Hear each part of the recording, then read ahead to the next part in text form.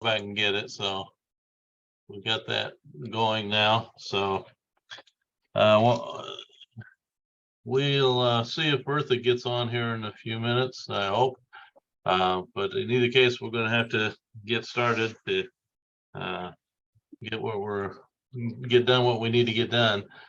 All right. Well, let's start class with a prayer.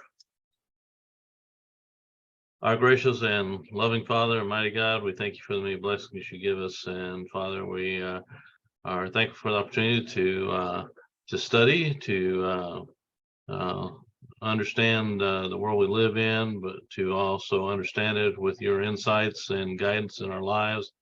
And Father, we just pray that you'll help us to gain some insights as we study world religions, to come to understand the value of knowing how other people think, but also knowing your directions that you have given to us in your word. And Father, just pray a blessing on each of the students as they study and as they complete their assignments, that they will do well. And Father, just bless our discussion and time together. And it's in your Son's name we pray. Amen. All right.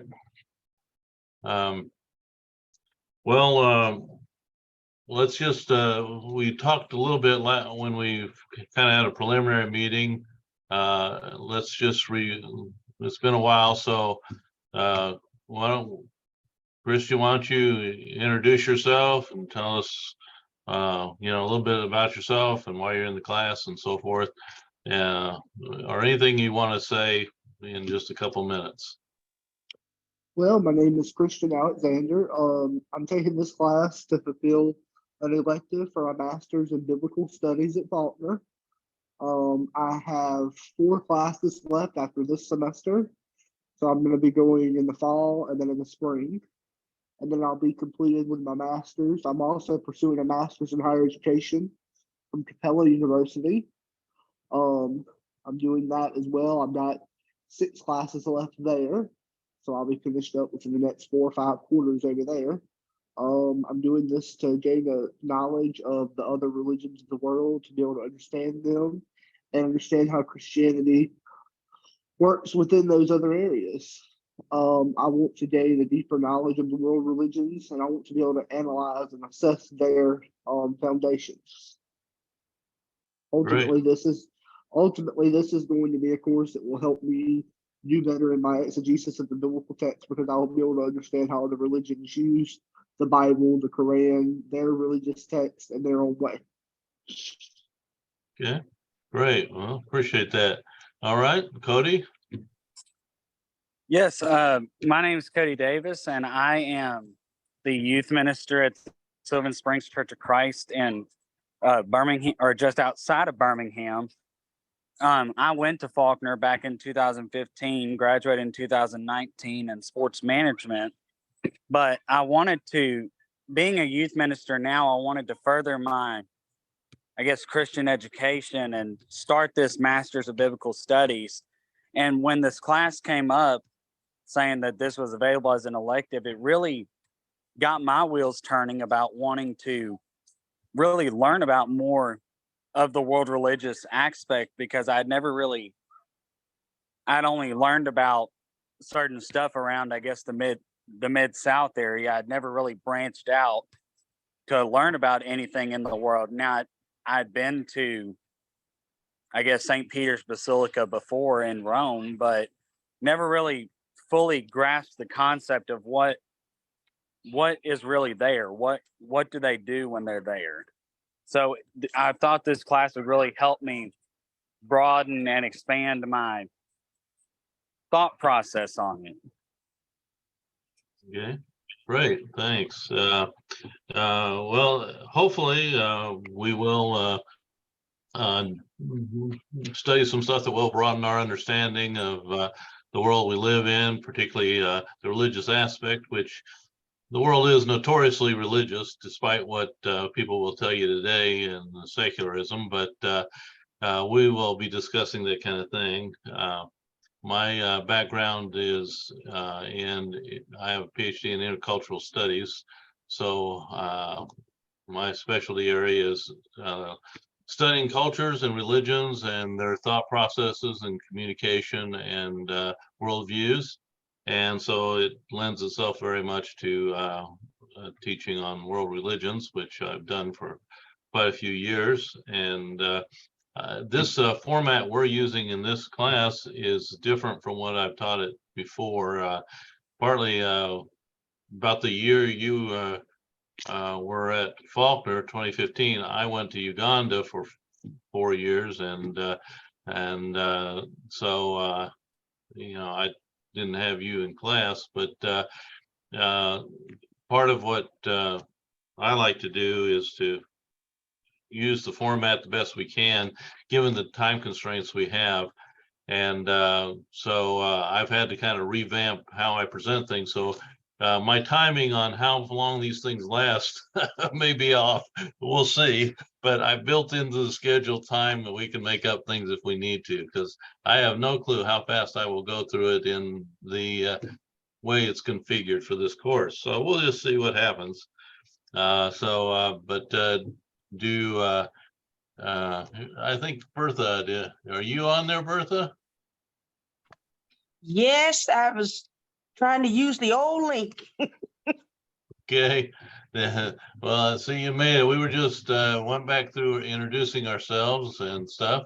So trying to remind, we had a kind of a short introduction when we had that preliminary meeting. Tell us about yourself and for taking the course, why, and all those things. Anything you want to tell us about yourself to get to know you a little bit better? Well, I'm a disabled veteran, and I work in the ministry at my church, and I just want to teach better. I just want to learn more about some of these other theologians that Christian and the others have knowledge of, and so I just want to just dig a little deeper into the religions and knowing about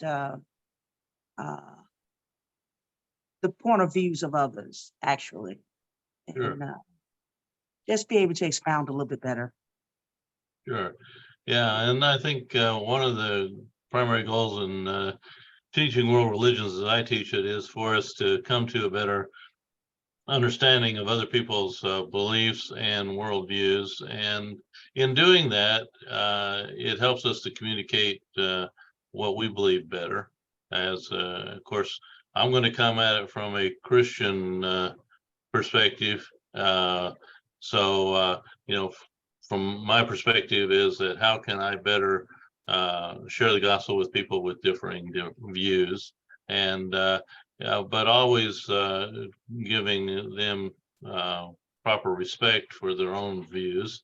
And because we live in a very diverse world with a lot of diverse beliefs and groups of people. And as far as I can tell, God created it that way, to have a lot of diversity, and we should respect that diversity. But at the same time, we need to also respect what He's taught us to do, and that is to go into the world and share the gospel. And so we will spend a lot of time looking at the different religions and worldviews, but at the same time, we'll have various times to talk about the impact it has on sharing the gospel as well.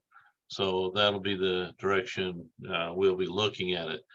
What armed services were you in? Army. Army, okay. My dad was 22 years in the Air Force. So I grew up as in the military. And you know, so we moved every other year. So but we it's I learned a lot about the world during that time period. So all right, well, let's move on here. We had a prayer while you were getting on there, Bertha. So but need by now you should have read the syllabus, and so this is your chance to ask me any questions you might have on the syllabus. And since I wrote it, I should be able to answer those questions. So Anybody have any questions on that? No, sir. And pretty clear overall? Yes, sir. One of the Okay. clearest syllabus I've seen. Yeah, well, you know, I've had years of practice. So, all right. Well, if you don't have any questions on that, then we'll move into the first presentation and lecture. And I will, as you will see on the weekly schedule, there will be lecture presentations throughout the course, but along with the discussion things that we'll be doing as we go along. And so let me bring up the first one so you can stop looking at my face and see something else, and we'll go from there. Share this thing. All right. Can everybody see that all right? Yes.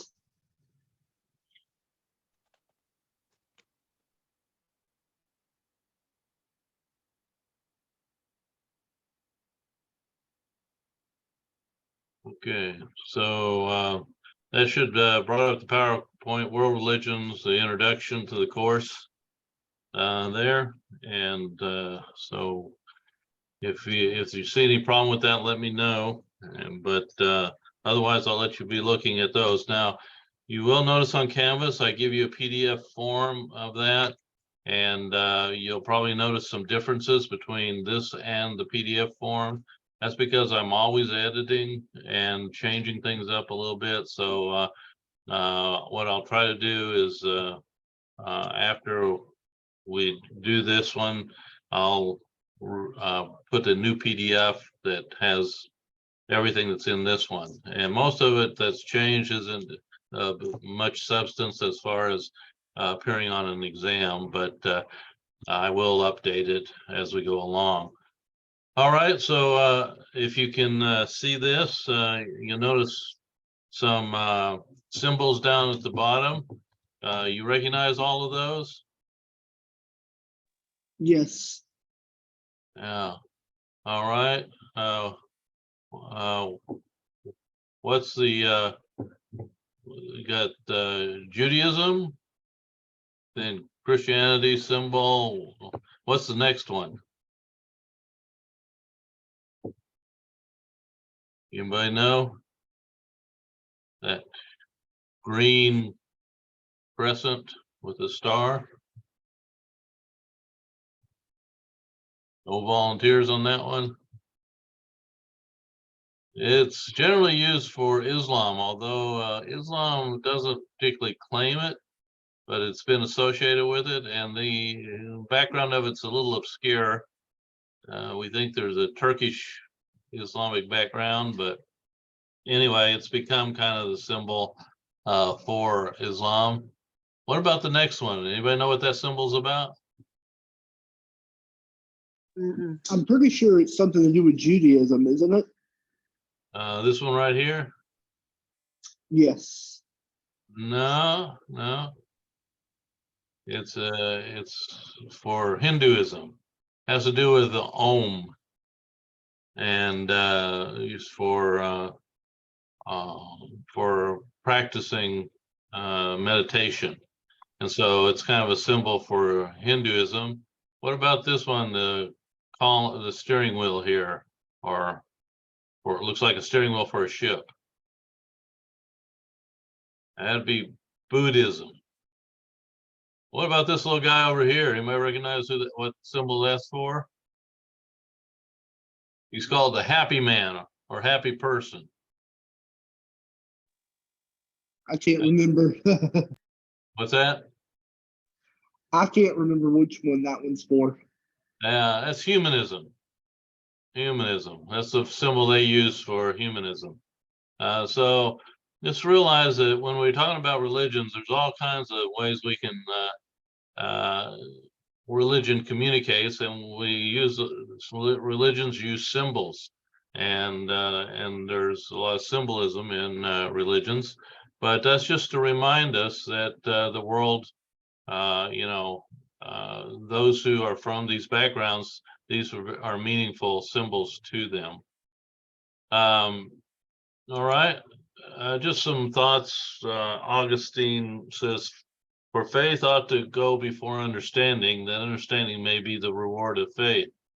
And we're going to talk about, as we go along, the interaction between faith and reason. And today people want to put faith in the category that that's something that doesn't require reason. And we're going to argue throughout that faith requires reason, and that there isn't really faith without reason. But in either case, we'll be talking more about that. G.K. Chesterton, a man was meant to be doubtful about himself, but undoubting about the truth. This has been exactly reversed. A very well-known scholar, written a lot of books, and he's saying we've reversed the thing. We should have been undoubting about truth, but he's saying now we're doubting truth, and undoubting about ourselves. And so I think we'll find that his thought on this is quite accurate. Another one by Augustine, no man has the right to lead such a life of contemplation as to forget in his own ease and service due to his neighbor, nor has any man a right to be so immersed in active life as to neglect the contemplation of God. And I think in higher education, especially, this is a good point that we can, be very strong and theoretically thinking about things, and and forget that this has real world application and real world concerns, and people real lives are involved in the beliefs and practices that are involved with their particular background, culture, and worldview and religion. And but on the other hand, we also don't want to be so active in life that we don't spend some time in study or contemplation of God. And I think Augustine of Hippo's got a point. And one of the guys you'll be reading, J.P. Moreland. In Scripture, faith involves placing trust in what you have reason to believe is true. Faith is not a blind, irrational leap into the dark. So faith and reason cooperate on a biblical view of faith. They are not intrinsically hostile. And I think that's a good point. But as we look at the different religions, we're going to see that they approach their views, and they have reasons for their views and presuppositions why they believe what they believe. And we'll be looking at those, and we're limiting ourselves to some of the main world religions, the largest ones. It would take more than one class to get into all the different religions that are out there. Impossible if you went for all of them, but even with the smaller ones, it adds a link to the course. It's just not possible. So but the ones that populate most of the world, we'll be looking at those. Now we're going to start off. There's two overarching myths related to religion, and they are religion is becoming less important to people, and this is stuff you commonly hear today about on the media, even in academia. You'll hear this, and but that's myth number one. Myth number two is all religions are basically the same and lead to the same thing. I can't tell you how many times I've heard that one. I don't think anybody that has a clear understanding of different religions would actually articulate that. And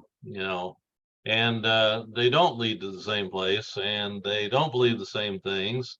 And so, but this is very popular. It's what you hear the media saying a lot, and just saying it's like it's lumping all religious thought into one category, and that's just not an accurate picture of the world religions today. And so we're going to, we'll break that down as we go along here. So myth number one, there where we talk about the world becoming less religious. This actually started when I was back in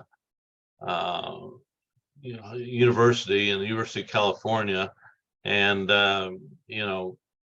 sociologists back then were put forward the idea that the world was becoming more secular.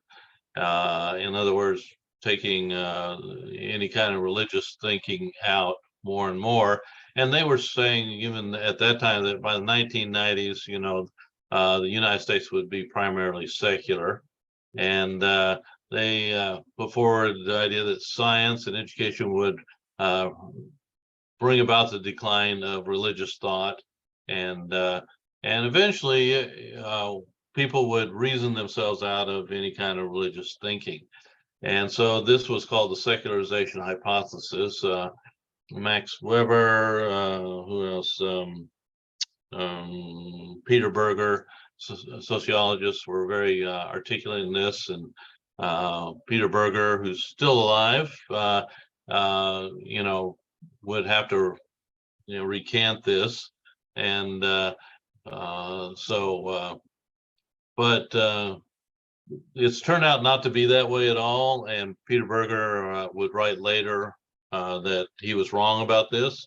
And in fact, the world has become is just overwhelmingly religious, and religion plays a significant role in the lives of people in their societies and communities. More, according to Pew Research in 2010, 84% of the world's population identify with one or more religions. Now, that's just identification. Now, do they have religious thoughts and, have a view to something that's above them? Would make that even higher, because they were only talking to those who maintain some affiliation. A lot of people don't affiliate. And some people say, yeah, I believe in God, but if you say, well, what church do you affiliate with? They say, well, none.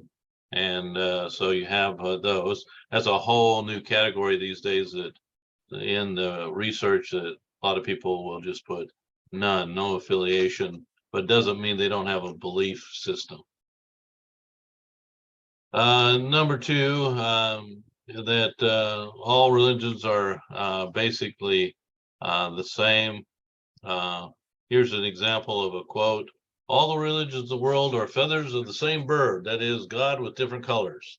There is only one God, and there is only one universe. Similarly, the man is also only one. Man should aim at that one God, and he should belong to all the religions in the universe.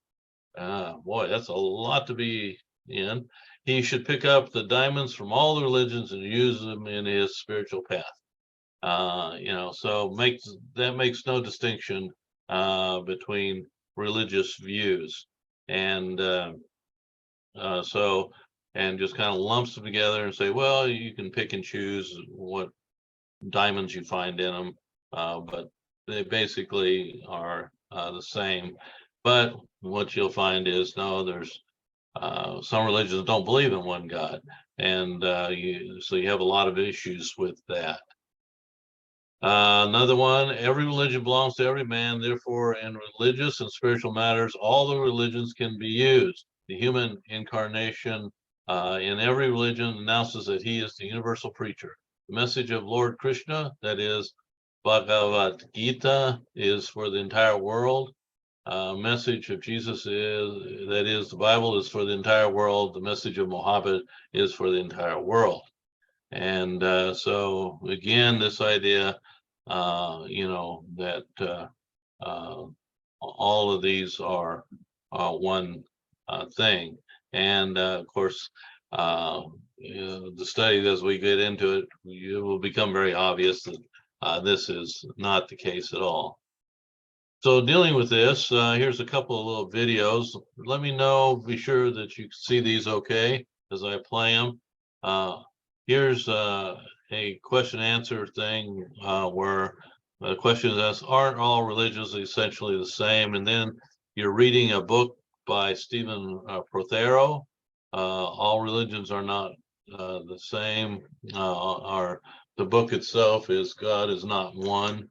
And this is that author talking about this from his perspective. So give me a thumbs up if you can see this okay.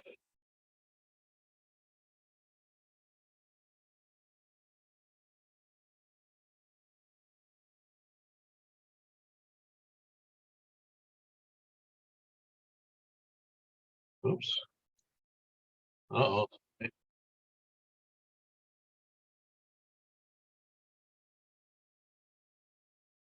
Okay.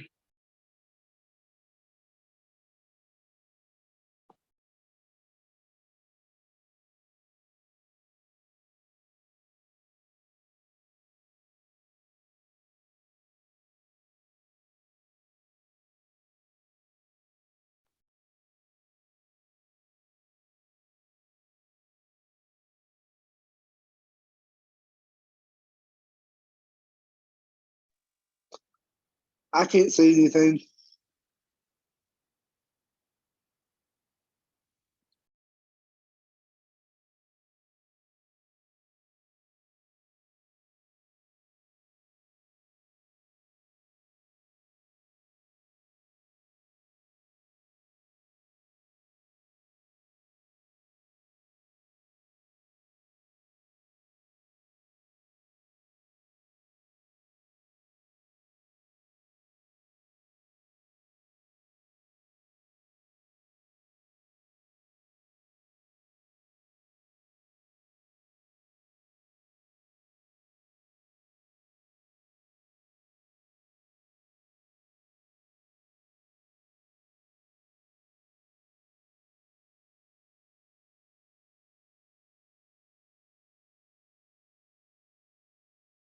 All right. Did you hear that okay? I didn't see anything. You didn't see anything? I didn't either. Oh, did you hear anything? No, sir. Uh-oh. Okay, that tells me something right there. But you're able to, do you see the slide? I see Frank Turek and Stephen Prothero, but But nothing played on your screen when I played it, right? no, sir. Okay, well, that doesn't work real well, does it? Okay, let's see. Let me see what I can do here. I'm not sure the best way to do that. Those are off of off of YouTube. What I'll do is I'll send you guys the links to these and you can watch them. The first one's only about less than 2 minutes. The next one's about 8 minutes or so.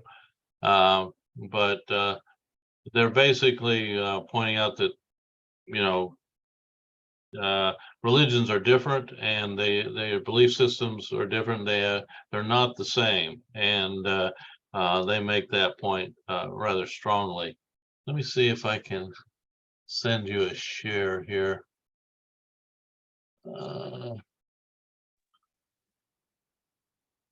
I have watched those already as part of the PowerPoint. Okay. All right. Well, good. Well, I'll try to send those to you. And anyway, it gives you the idea of there's two scholars that are pointing out that this whole idea is not accurate. Okay.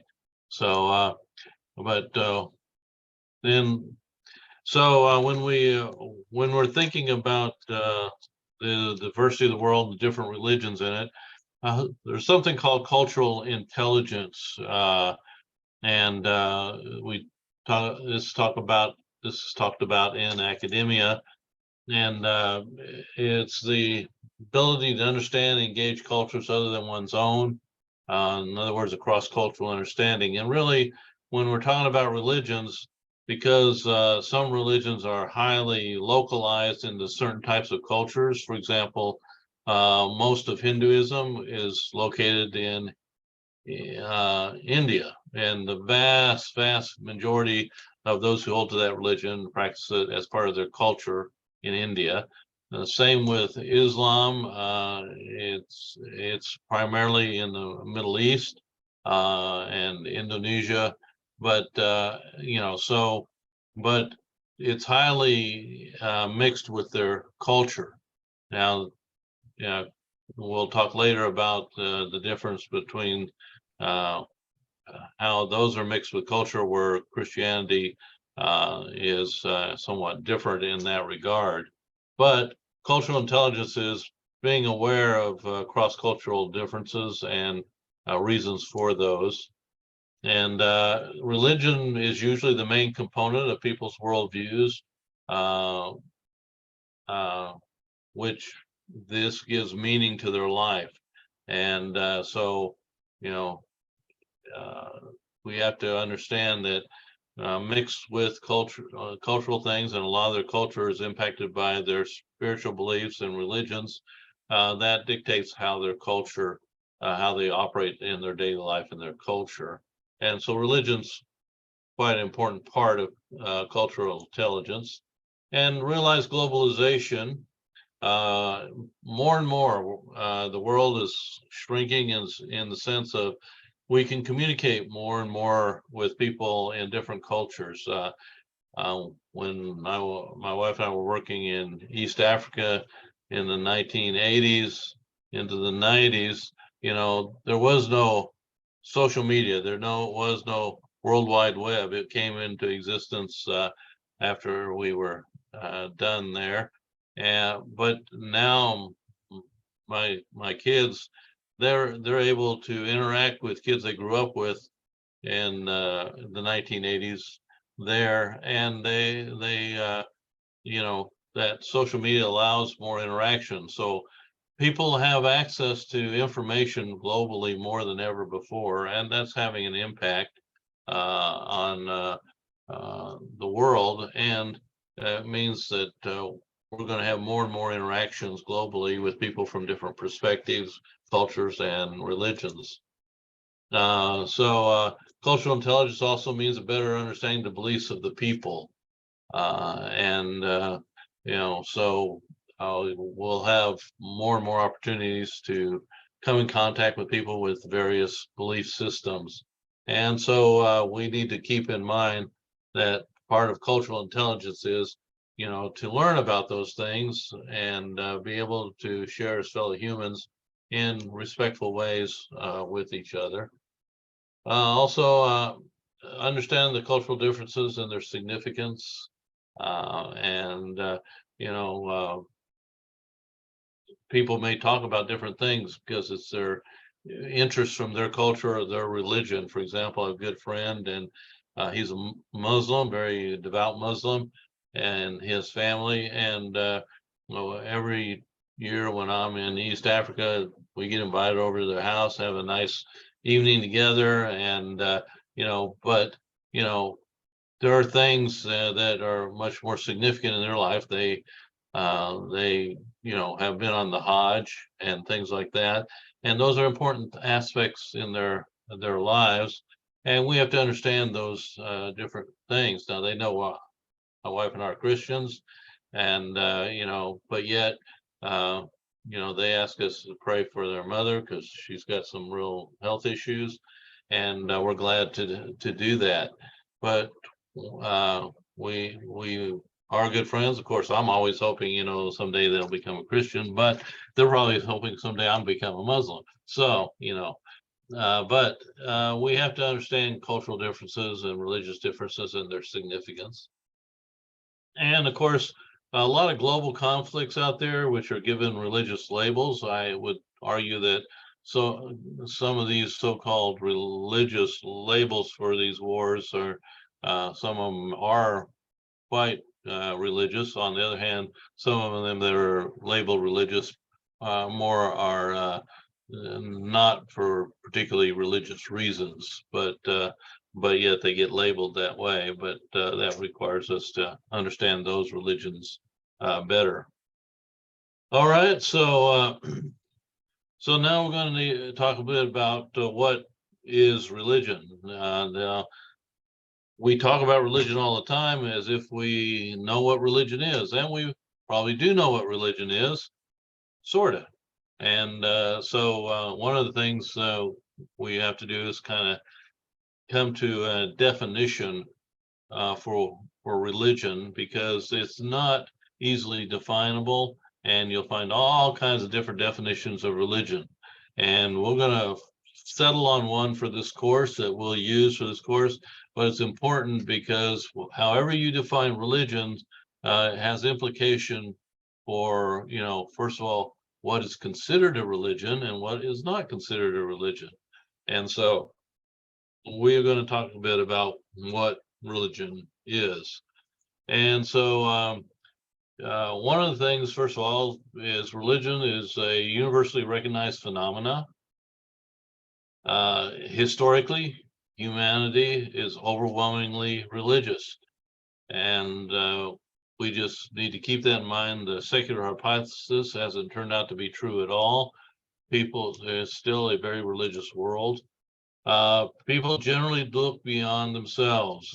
David Hume, the famous skeptic, and you know, put it this way: he was a philosopher in the 18th century Enlightenment. In the history of mankind, there's never been a tribe of men without some form of religion. Even here, a skeptic, possible atheist, would point out that, hey, religion has been everywhere. It's been in every culture throughout history. There has never been a culture that has not had religion and been pretty much overwhelmingly religious in their thinking. Now, secularism, which we'll talk about as the final worldview that we'll look at in this course. Secularism denies humanity's overwhelming religious nature to look beyond itself. And we'll get in that more fully. But that still is a very minority view of how most people view the world. All right, so what is religion? Here we got two more videos, which apparently are not going to show up. So we'll have to get those to you, or if you can, I'll try to get them so you can download them. Christian, you got them from my PowerPoint on Canvas? The way I did it was I just went there and downloaded the document, and then I looked up the videos on YouTube. Oh, you looked up the videos on YouTube, yeah. And that's a good way to do it. And but in both of these videos, it's just one's being taken in a higher academic setting, and the other one's just on the street somewhere. It looks like Europe or Canada, I'm not sure which. But talking to common people, saying, tell me what religion is, and what you find is, you know, there's all kinds of views of what religion is. And I like the last one on the one, and the girl says, well, she says, I like to drink, so I guess drinking is my religion. All right. Well, you know, that's, you know, really narrowing it down what religion is about. And so we'll just have to, that's one of the reasons we have to come to some understanding of what we mean by religion, and realizing that for most of the world, you went out there and asked somebody, please define religion for me, you're not going to get a consistent answer. And a lot of people are just going to look at you and say, well, I just know what it is, but I don't know if I can define it. And so we're going to define it in this. The word religion itself comes from Latin religia, and which means to unite or bind fast. The idea is to unite humanity with the divine sphere, and this is a Western perspective. Eastern religions look more to the oneness of all being, while indigenous religions seek to live in harmony with God, imitating structures of tribe or ethnic group. But we'll be primarily looking at it from a Western perspective. But when we get into Hinduism, Buddhism, we'll look into it from the Eastern perspective. And then when we look at African traditional religion and Native American, we'll talk about the indigenous aspect. Superstitio, another word, means unsanctioned or wrong way to relate to God. So in ancient Rome, they would use the term superstitio when people didn't follow the gods correctly. Like Christianity originally was referred to as superstitio because they didn't believe in the gods.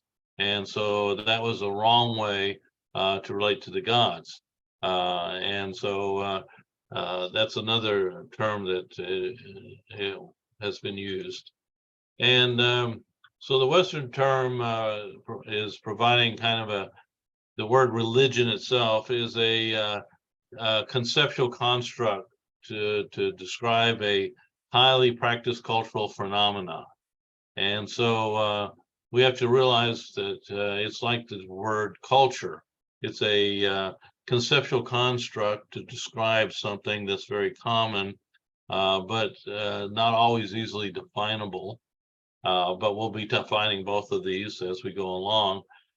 So this conceptual construct, we need to come to a definition that says this is what we mean when we're talking about religion, or this is what we mean when we're talking about culture, and so forth.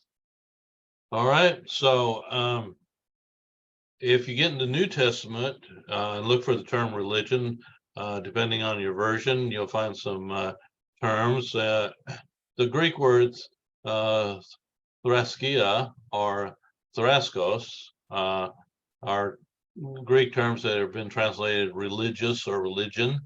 For example, James 1:26-27, if anyone thinks he is religious and does not bridle his tongue, but deceives his heart, this person's religion is worthless.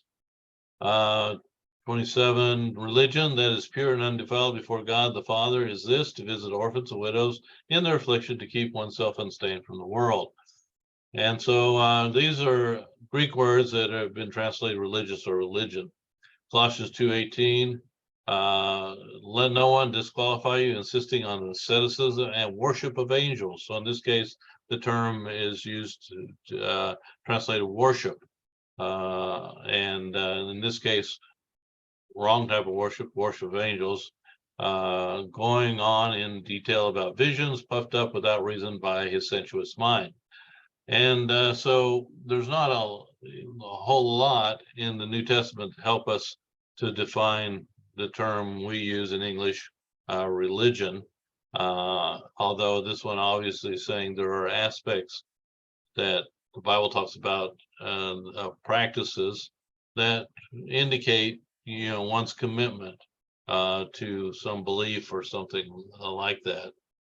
And then if you go over to Acts 17 and Acts 25, different terms, desidaimon and desidaimonia. Here in Acts 17:22, this is when Paul's on the Areopagus, Mars Hill, and said, men of Athens, I observe you are very religious in all respects.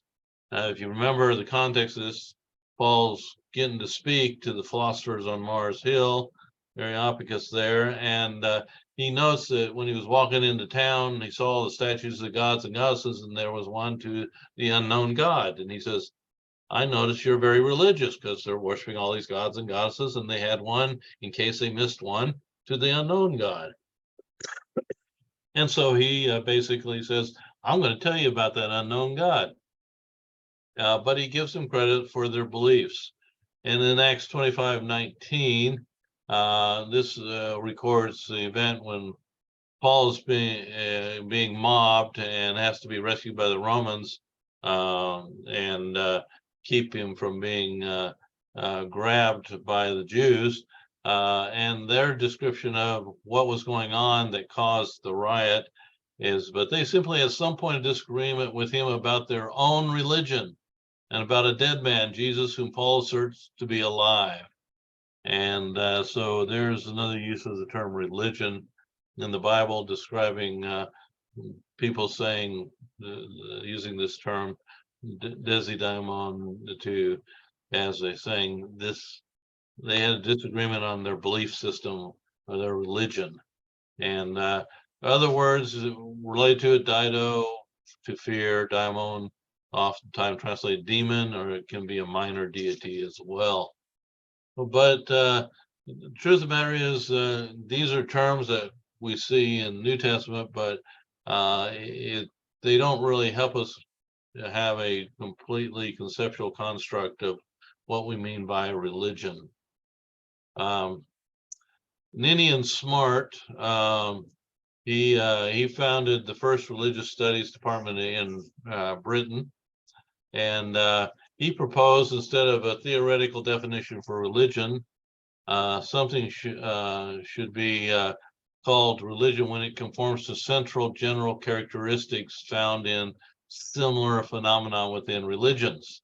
And I think that's the way most people develop their definitions of religion today, to one extent or another. He gives this illustration. You have religion. It's made up of institution, rituals, tradition, myths, doctrines, sacred sentiments. So these are features found together in society that indicate there is religion involved, is the way he would say that. And Rodney Stark, who comes along later, and Charles Glock, they will identify 6 dimensions of religion. Now, Rodney Stark is an interesting guy. He was a sociologist who studied religions and how religions grew. Most of you are probably not old enough to remember the Moonies movement, but he was one of the guys who studied the Moonies. And but in doing that, he got interested in Christianity and how it grew. And so he has his thoughts on what constitutes a religion. And these 6 dimensions: cognitive, ethical, ritual, institutional, aesthetic, and emotional, he would have those as part of dimensions of what constitutes a religion. I would have to add the 7th, a sense of transcendence, something above ourselves, because the other 3 might include that, and the others that he lists might have some of that in it. But one thing that constitutes a religion, as opposed to something that's not a religion, is there is a sense of transcendence. There's something that people look to above themselves. And so we'll we just need to keep that in mind as we look towards the definition. Let's look at some of these. The cognitive is teachings of a particular religion, whether oral or written, doctrines or myths. They use the term myths. We tend to think of myths as something that's untrue, stories about mythological creatures or things like that. But in academia, myths are the sacred writings. So keep that in mind. Systematic stories, poetic or narrative, and this may provide an entire worldview from his perspective on the cognitive. And most religions do provide a worldview, but not all worldviews are religious, and we'll see this later. Ethical, moral values, expectation, rules, or directions for both personal and social behavior found in all religions. Sharia law is an example of religion not separated from the law of the nation in a lot of Islamic cultures, and but in some where religion is separated from the culture itself, it's not necessarily a part of the laws of the nation. Ritual, or what called cultus, actions that has symbolic meaning in religious ceremonies, as in worship, meditation, showing devotion. And generally, for a religion, that's towards something above oneself. Institutional, the organizational structure of a religion. Religions may have specialists like clergy, priests, healers, monks, etc. And then there's the laity, the non-specialist or the common person who, is devoted to that particular religion. But they may not have any particular, designation as to any leadership type of position. And then aesthetic is the appeal to the senses such as smell, sound, landscape, architecture, beauty, and space, etc. If you think about some of the ancient cathedrals and how they were built and vaulted upward, is to, to get the person to think of God looking up towards him, or the stained glass windows, which told stories of the teachings from the Bible or the saints, as the case may be. And then emotional is an aspect of religion that sets the mood, such as love, hope, joy, awe, fear, peace, those type of things, the emotional aspect. All right, so why study our religions? Why is it important to study our religions? And there are a number of reasons. First, foremost, the world is overwhelmingly religious. So no matter where you go in the world, you're going to run into religion of some sort, some amount, and it's just part of being highly educated to understand a overwhelmingly religious world, and it's a religious significant part of any culture. My son made a trip to Thailand, no, Cambodia, and they're 95% Buddhists, Theravada Buddhists, and that's helpful to know if the 95% of the population are practicing Theravada Buddhism. And it's a significant part of their understanding of the world and their practices there. Religions reveal people's worldview, that oftentimes, if you understand their religion, you'll understand how they understand the world, their worldview, which we'll have a whole presentation on that. So how to study religions? There's a lot of ways of doing it.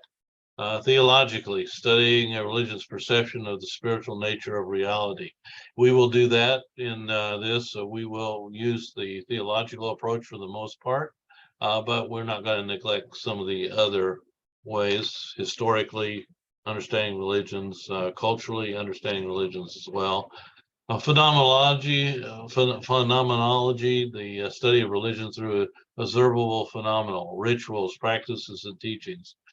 I don't really think you should separate the theological and the phenomenology. I'll get it out yet, because that comes out of their perception of the spiritual nature of things as well.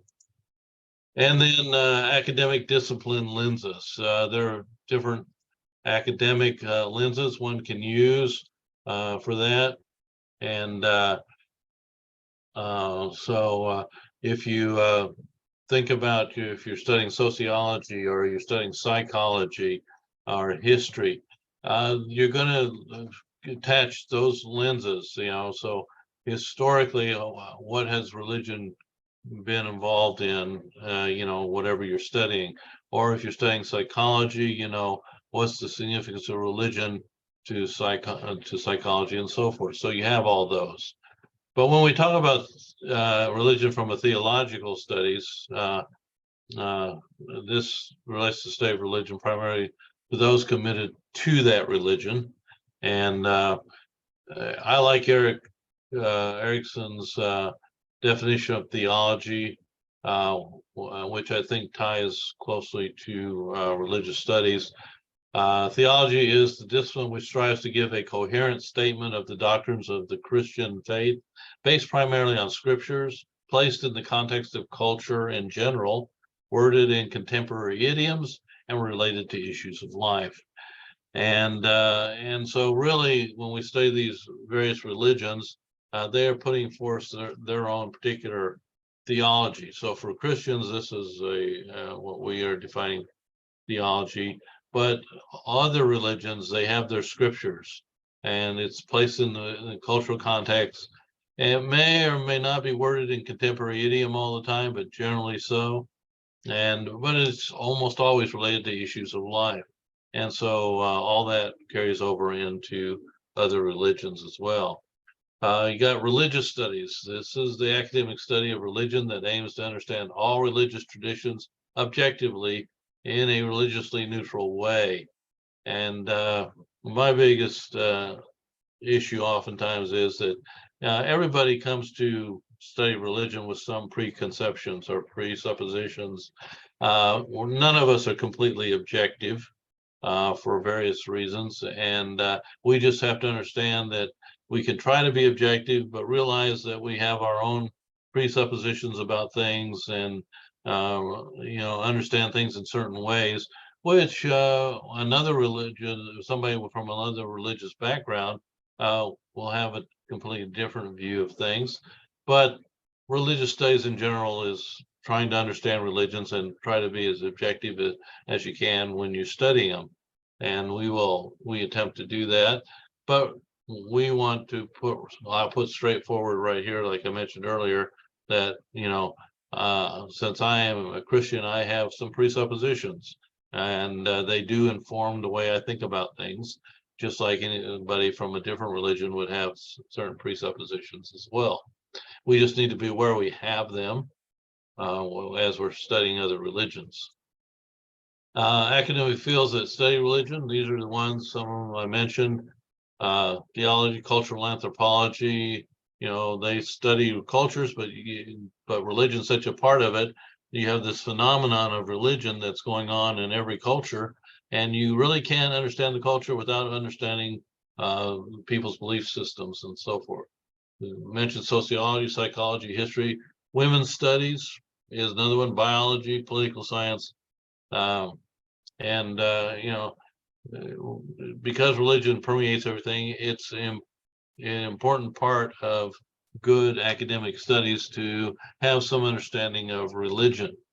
You had your first department of religious studies back in 1870 at Syracuse University, which was a Methodist university.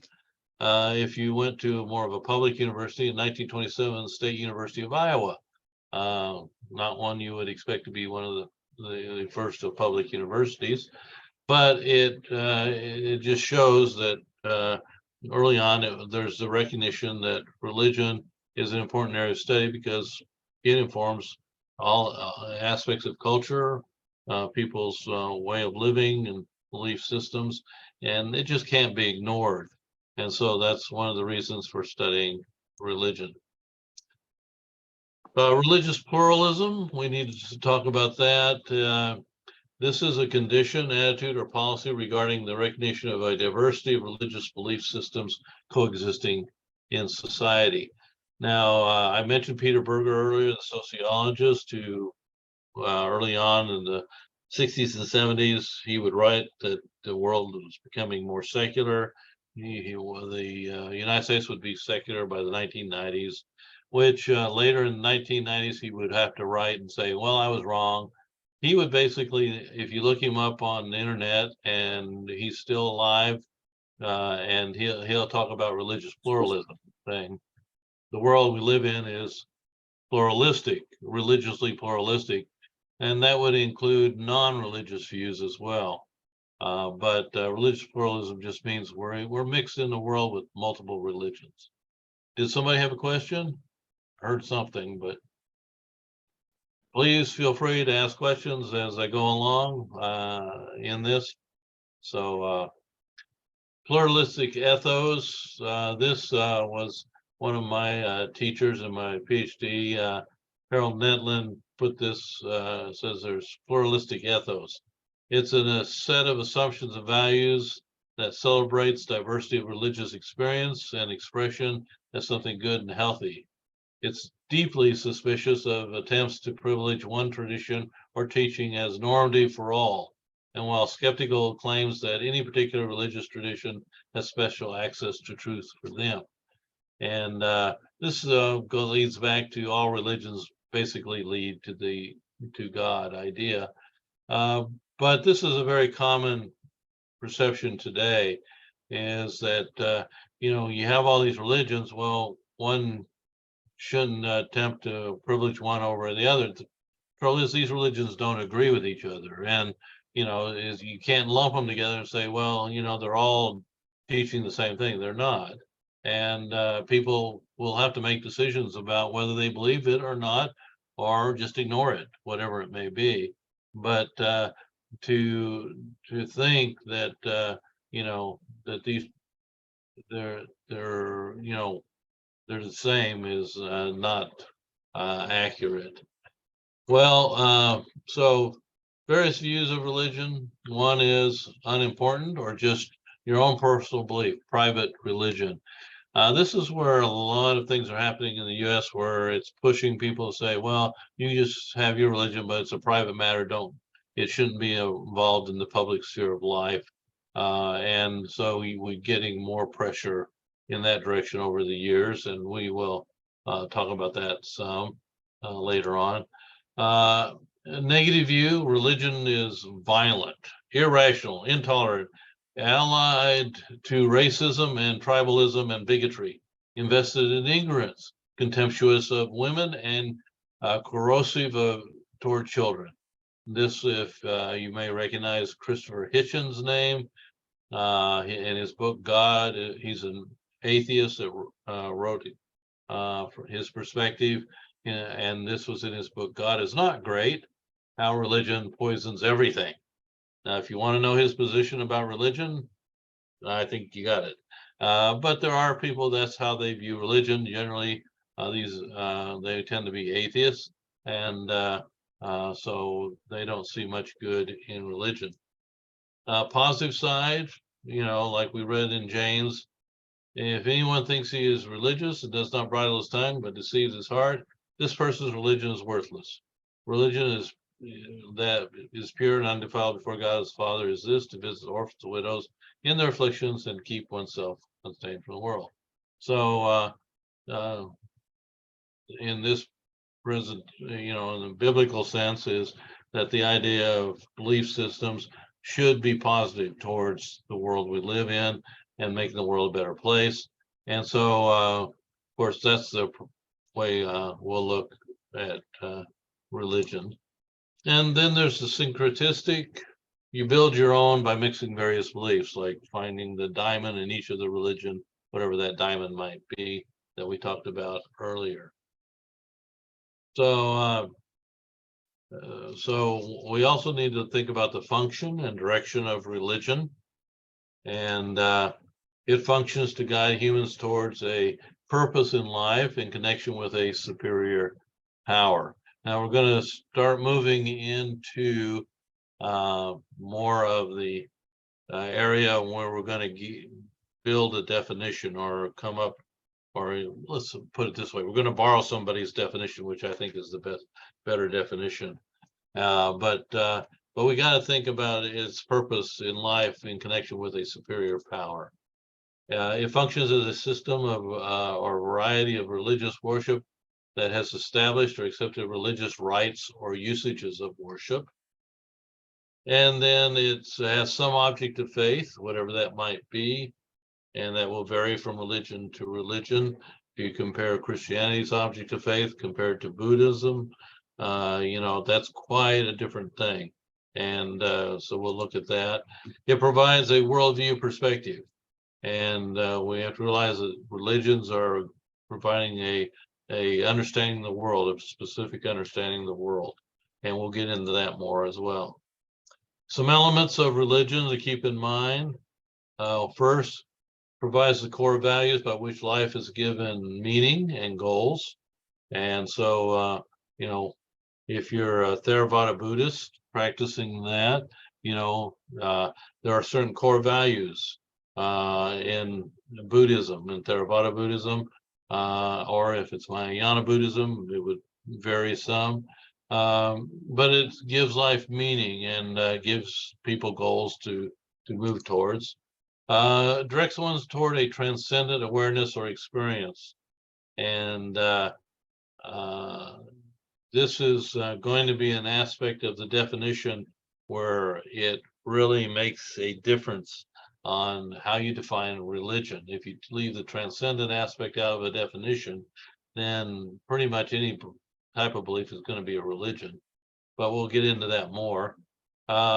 This could be through a supernatural means, through metaphysical principles, through an ideal, through a place or an awareness. There are various ways to experience or think about something beyond oneself. And you'll see that there's a big difference between, say, Islam and Theravada Buddhists. You know, what is transcendent in their two cases is totally different. And but yet they're looking at something beyond themselves. Provides a means for understanding the world. And so all these religions are meant to help people understand the world or come to a worldview, and what's the meaning of this world, and you know, how does it operate, and all of those things. Well, this also brings up the idea of when you talk about something above yourself, a deity. It can be a relational deity or a non-relational deity. Or you could say something above ourselves. Don't even use the word deity, but something above ourselves can be relational or non-relational. And so relational is superhuman in character and power. Supersensuous, in other words, it's beyond our senses, or it's invisible to our common senses, but able to represent himself or herself in material and understandable ways. So even though it's above our senses, doesn't limit the being, the relational being anyway, from making himself known and to our five senses if necessary. And this being relational exercises rule over the natural world, exercises rule over humanity's welfare. He's responsive to humanity, and you know, being who he is arouses all worship and submission. That's the relational type of something above ourselves. If you go the non-relational direction, which some religions are this way, you know, it's an impersonal metaphysical power or being, like that. Philosophical Hinduism, Theravada Buddhism, Taoism. You can even have abstract principles or some kind of unifying force of all things, but it's non-relational. It doesn't interact with humanity in a personal, relational manner. And so we'll see some of the world religions are in that direction rather than a personal being. And so we need to keep those two aspects, relational and non-relational, in our perspective. So religion is not easily defined. It depends on your location, experience, whatever you're committed to. It could be, you know, people can boil it down to something transcendent, but otherwise they can look at it as human nature or human society. There are so many ways people have looked at religion, and we're just going to look at some examples of those. This one is by Max Mueller. Religion is a mental faculty or disposition, which independent of, or nay, in spite of, you can see how old this definition is, sense and reason, in spite of sense and reason, enables man to apprehend infinite under different names and under various guises.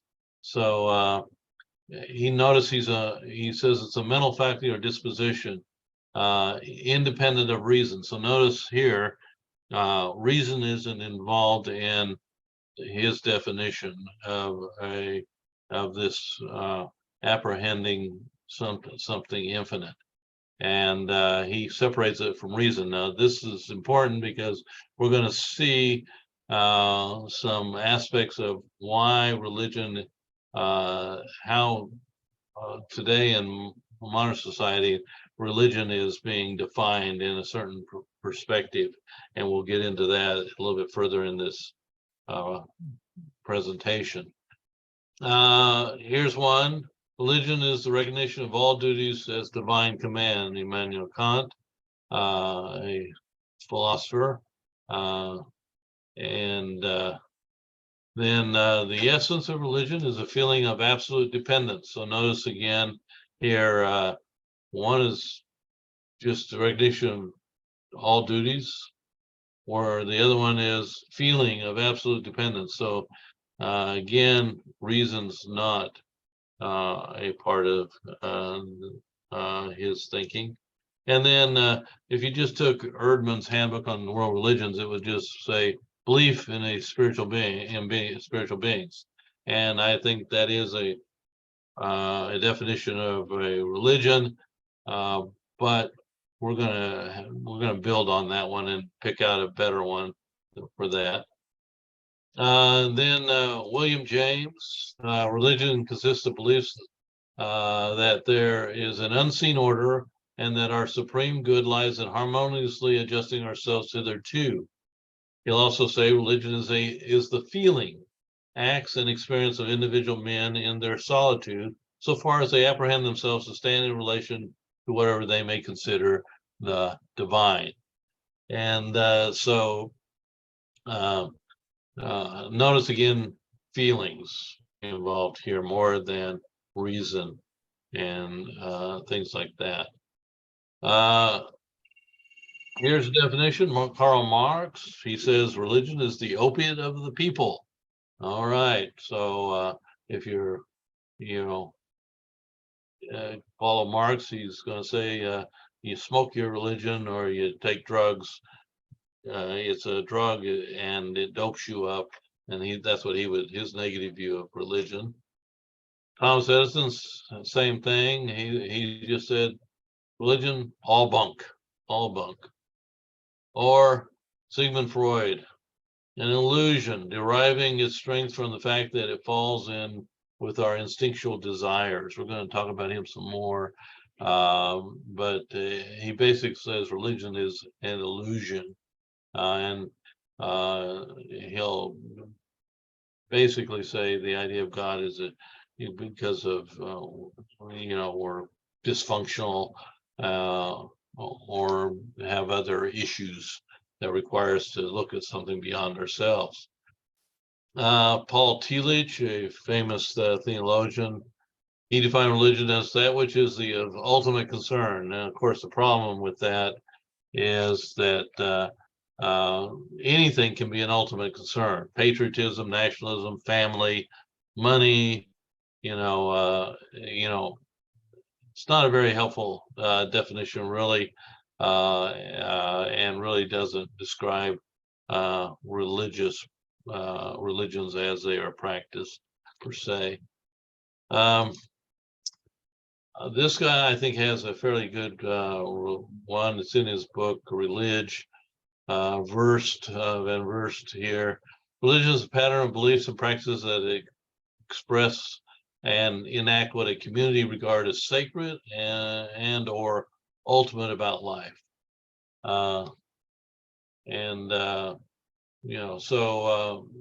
Pattern of beliefs, practices that regarded as sacred or ultimate about life. And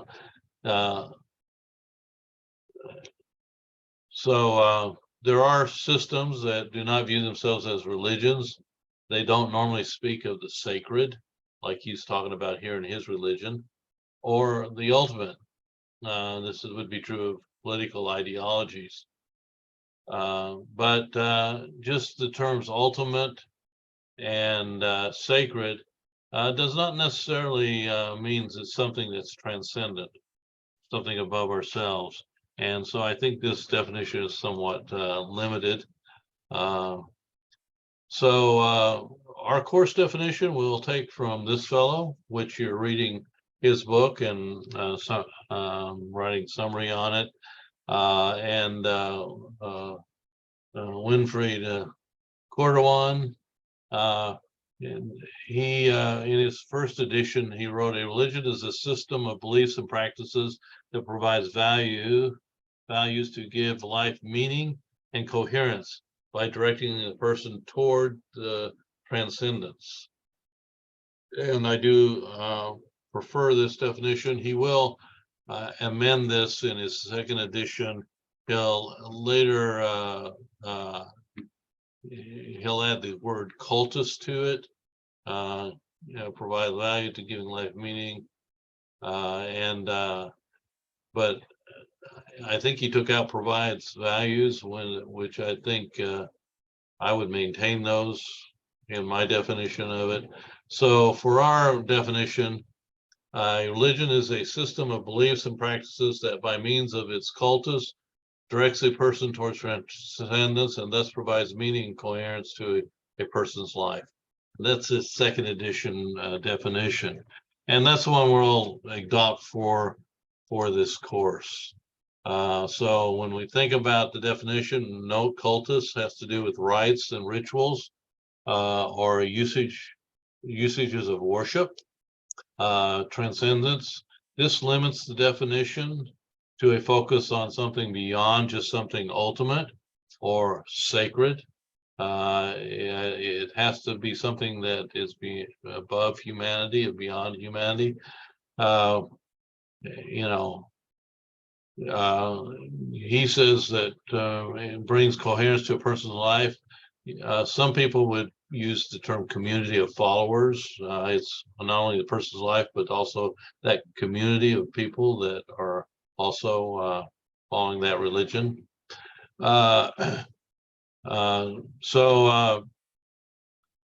Question is, can belief held by only one person be considered a religion, a private, sometimes it's called a private religion, when there's no community of believers? And for historically, all religions have had a community of believers, and that just generally goes with a religion. Although some people practice their religion as if it's only a private matter, and they don't even participate in community things necessarily. All right, so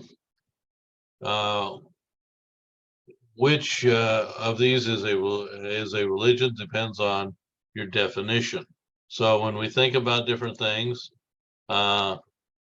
is seeking oneness with the universe a religion? Our service to humanity, is that a religion?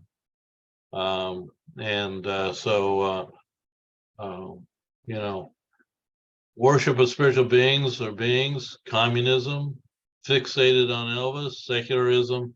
I had a teacher once that studied Elvis impersonators, and he showed videos of his interviews with them. I still don't to this day remember why he was showing that in class for that particular course, but he was fascinated by it. I found it kind of weird, but in either case, can any of these, for example, is communism a religion? Who's all here? You got Christian, I see you're here. Anybody else here? Bertha, I see you. Yeah. Give me a check-in who's here. Bertha, I see you. Christian, are you here too? Yeah, hi, Bertha. See you. I'm back. Christian, are you there? Yeah. Oh, hey, Cody, you're back, huh? Just a little bit of discussion here. When we got the definition of religion, would something like a communism where you believe in the state, would that be classed as a religion by our definition of religion? Okay, I'm sorry you broke up. Could you ask that again? It said we have a list here of things that could it be a religion or not? One of them is communism. For example, could communism be classed as a religion based on the definition for this course? I wouldn't, in my opinion, I would say no, because communism is really more of like, to me, it's more of following like under a dictatorship. So it's more of like having ultimate ruler, like saying this is what you're going to do, and nothing more, nothing less. And if you don't do it exactly as I say, and I get that's how we're supposed to do it in Christianity and how we learn about it in the Bible, but it's more of a, if you don't do it, I'm going to severely punish you, instead of the way that God says it. And if you don't do it, then I'm not going to be with you. Like I'm going to really make you feel terrible. But in religion, really any religion you read about, it's showing the right from wrong, but it's not really like I'm going to make you feel like the worst of the worst human being, and nothing you can ever do can get me to like you again. Uh-huh. I guess that's kind of how I take communism. Yeah. Well, communism, basically is a political ideology, right? Right. And so basically, if you go back to our definition here, it directs one toward the transcendent. Well, is there really anything transcendent about communism? Right. It's a human ideology, a human political system. Therefore, by our definition, it wouldn't be classed as a religion. Now, do they religiously hold to it and support it? Yes, but that doesn't make it a religion type of Right. thing. And so whenever for our purposes in this class, in other words, we go back to this definition and we say, okay, does a particular religion adhere to this definition? If something calls itself a religion, like some people will call secular humanism a religion, but does it really fit this definition? And that's how in our class we'll decide whether something's religious or not. And so when we get back to, uh, these aspects of it, we have to say, okay, based on our understanding of this definition of religion, we're going to say, unless it has a transcendent aspect, we're not going to class it as a religion. Although in today's society, they do class certain things as a religion, which wouldn't fit our definition. And I give you a case here for Caso v. Watkins, where the Supreme Court in 1961 ruled that secular humanism was a religion.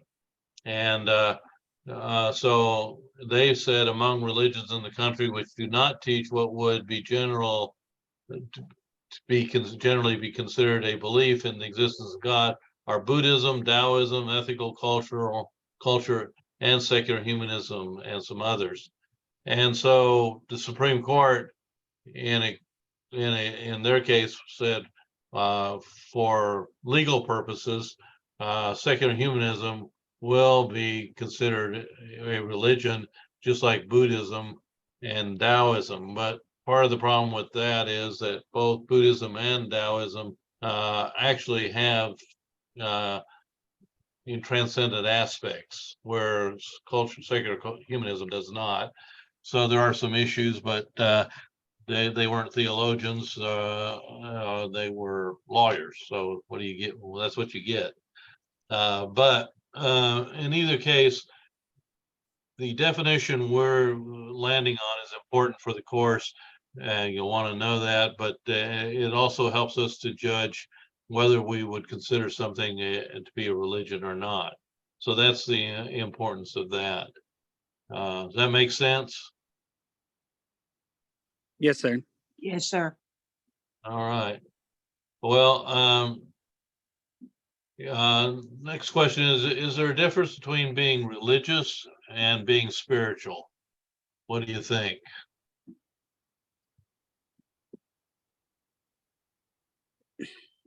In my opinion, being religious is, I kind of, when I talk about it, I kind of take it as being religious is, do I go to church? Do I spend time in God's word? Do I act in the world as a spiritual, as a religious person? When people ask, do you go to church? How do you answer that? How do you worship?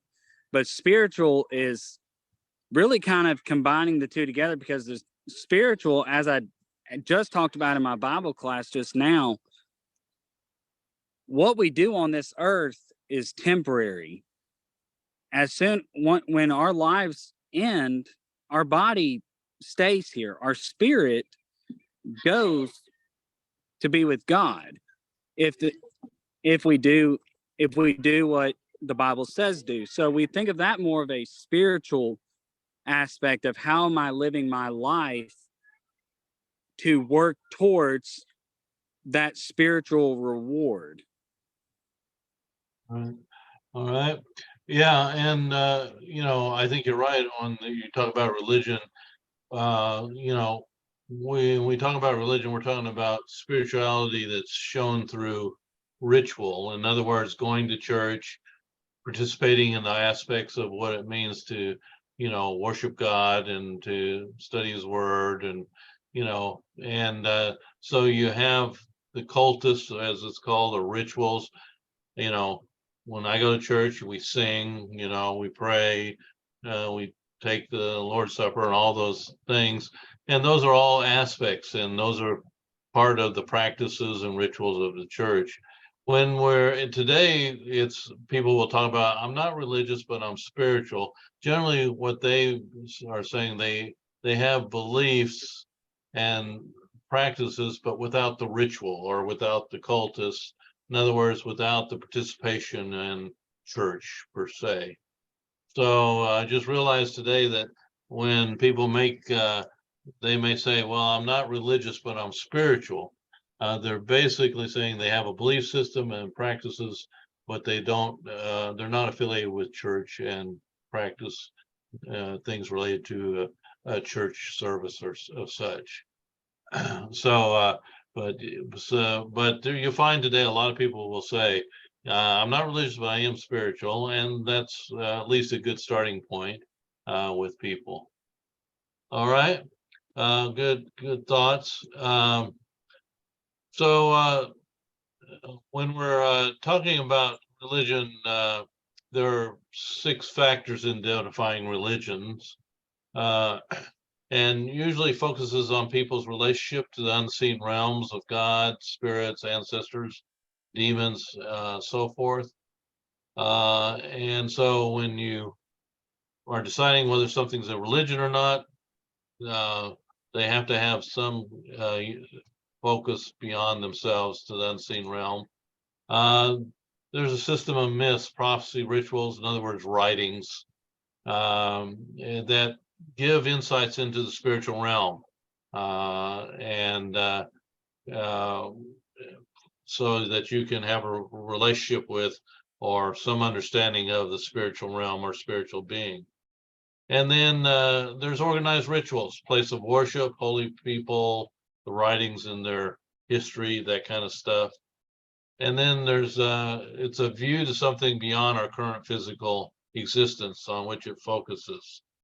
Now, this is where you get into secular humanism, whether it's a religion or not, which strangely enough, secular humanists, even though they got a ruling back in 61 that they're a religion, they don't like to be called a religion very much.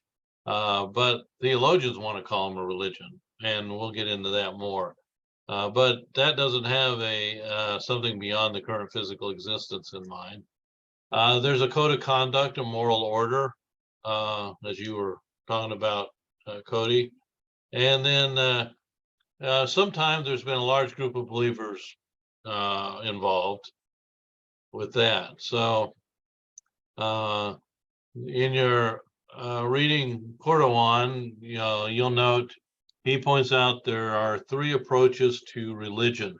And these are important for us to understand the world we live in, and particularly for how people explain the prevalence of religion in the world today. And so the first approach is the subjective or psychological approach. We kind of saw this a little bit with Freud and with some of the definitions that that religion is just a feeling. And we'll get into what each one of these is and why people follow them. The evolutionary approach is another approach. What I find is that subjective, psychological, and evolutionary approach are generally bunched together, but we're going to separate them for practical study in this the rest of this presentation. And then the third approach is monotheism as the source of all religion. And so we'll get into all of that as we go along. So this the concept of subjective theory of religion is based on subjective subconscious feelings that are given physical expression. So this view is very common in academia, where I was at the University of California for a number of years. This would have been the prevailing thought of what religion really is. It's just a subjective subconscious feeling, and we give it expression in our worship or our beliefs and so forth. And today, if you were on any kind of academic campus besides a Christian-oriented one, this would be the prevalent perspective of religion. It's a way of explaining, yes, it exists, but it's really not real, is the idea here. It's developed to fulfill the needs of men. So they're saying people come up with this out of their own feelings for various reasons, and we'll see different scholars that have point to different things. In this view, religion is a part of humanity. The source, the idea that there's an outside source other than humanity isn't really real, or at least not very important. And then specific beliefs and practices are basically expressions of subconscious symbols and attitudes. So notice in this view of religion, religion is something that's created by humans from their subconscious feelings. The idea of divine revelation is a product of people's expressions of their psyches. So there's no divine revelation in this view. Anything that's written as saying this is the writings, of that thing, they're just inventions of people's minds, not from God. And then rituals allow for an outlet of subconscious religious drive. So why do we have church? Why do we have the rituals in the church? It's because these subconscious drives, need an outlet. And so they're saying we do this religious stuff simply because we have this subconscious need to do it. And I do believe that God, when he created humanity, created us with a desire to look beyond ourselves. And that part, I would agree, but that religion derives itself from our own invention in our mind, I would disagree with that. But this theory is used to explain why the world is notoriously religious. They can't, they don't believe it's real, but they have to give some explanation for why so much of the world is religious. So this is one of the main ways they explain it. They explain religious in a way in this. An example is Friedrich Schleiermacher, a theologian. He says it begins with a feeling of dependence, not a set of beliefs. dependence on absolute, which he calls God, proceeds from a feeling of dependence on the idea there is an object, or dependence, not the idea there is a God. So again, it gets down to these subconscious feelings. Ludwig Feuerbach, concept of God is a being with idealized human traits taken to their ultimate characteristics. Worshiping God is worshiping the ideal self-image. So he's saying we invent God in our mind as an idealized human being, and thus we make this God. So in essence, we're making God. God's not in existence in him of himself. It's a psychological phenomenon that we're creating in this view. Sigmund Freud, we're back to him. He would say the idea of God is a psychological need for a father figure. God is the ideal father figure. People substitute idealized image for their imperfect father. The religious nature is a symptom of psychological immaturity. For Freud, if you had to believe in religion or God, you're just psychologically immature, and you're not very smart. And we'll find that common view today among current atheists. And one we read Hitchens a while ago. They just outright say, if you have to believe in God, you're not very smart, and therefore, you're not worth listening to very much. But this has its roots back in this time period, into the Enlightenment period, and on into modern society. So you got Rudolf Otto published The Idea of the Holy in 1917. He says a person is overwhelmed with a feeling of God's greatness and majesty and one's own limitation, a feeling of fear and awe. And so he's saying it's a psychological experience from subconscious, non-rational faculties involved with that. So notice all of these guys are really just pushing that religion is just a psychological or subjective feeling that's created by human beings. You get in more modern era, more C.G. Jung in psychology. Human dreams, subconscious, are expressed in religion. So he's saying we get our feelings from our dreams. Merci Elie, University of Chicago. Subconscious symbols manifest themselves in manifestations of the holy. So we invent the holy by the subconscious symbols we have in our mind. So the problem with this view is that it makes God simply a manifestation of human condition. And so what you'll find in higher academia, if you're studying like I was at University of California, that this is the most prevalent view held about religion and the idea of God and everything. God's not real. We make him up, and with various mental constructs that are put forward. The problem is also, even if this subjective aspect of it exists, which I think when God created humanity, it says he created them in his image. It's basically saying God has created us with the ability to look beyond ourselves.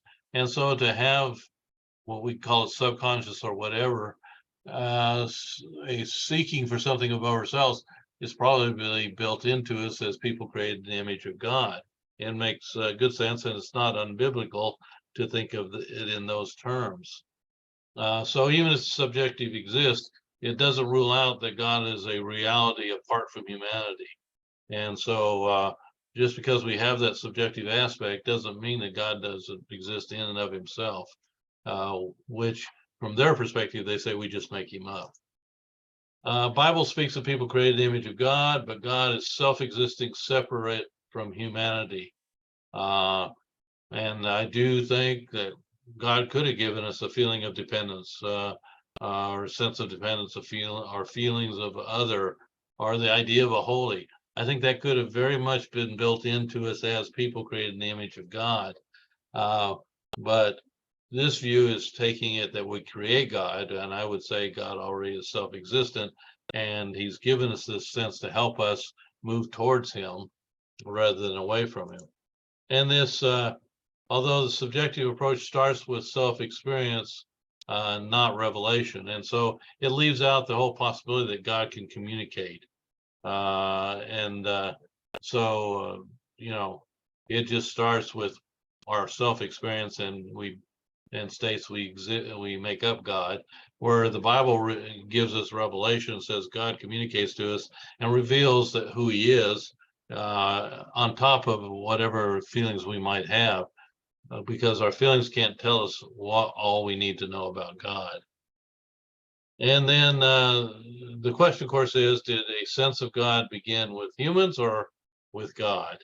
And of course, from a Christian perspective, the Bible makes it very clear, it begins with God. And yes, we may have all these sense of feelings towards God, but he reveals himself through scripture and throughout history, orally and in writing, that he's self-existent, and gives us more information on what we do to be in a relationship with him. And so that's just some of the critiques of the subjective psychological approach. The evolutionary approach, I'm looking at time here.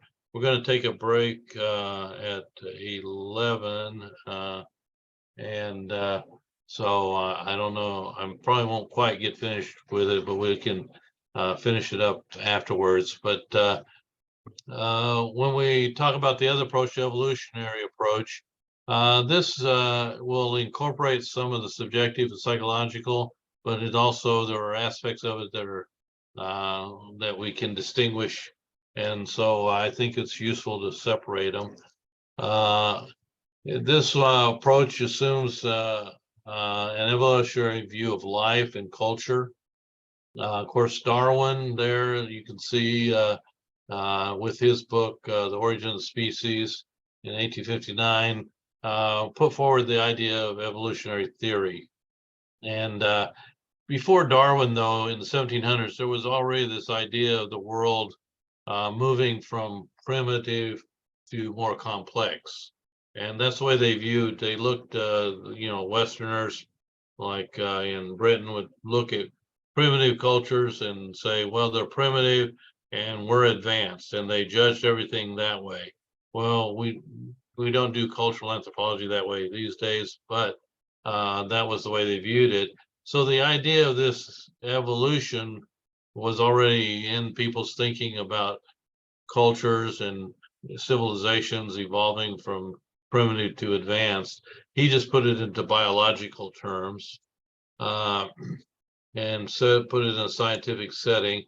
And but during this time, there was this philosophical commitment to the idea of the progress of humanity, and so humanity was seen as always getting better, smarter, more technological advances. You had industrialization, and then so forth, and so they had the view that humanity would just keep getting better and better. Well, World War I and World War II are going to kill that pretty well as a legitimate view of history. But but at this point, that commitment was there. And when they would go and look at these so-called primitive cultures, they would try to figure out the stages from where you go from primitive to an advanced culture.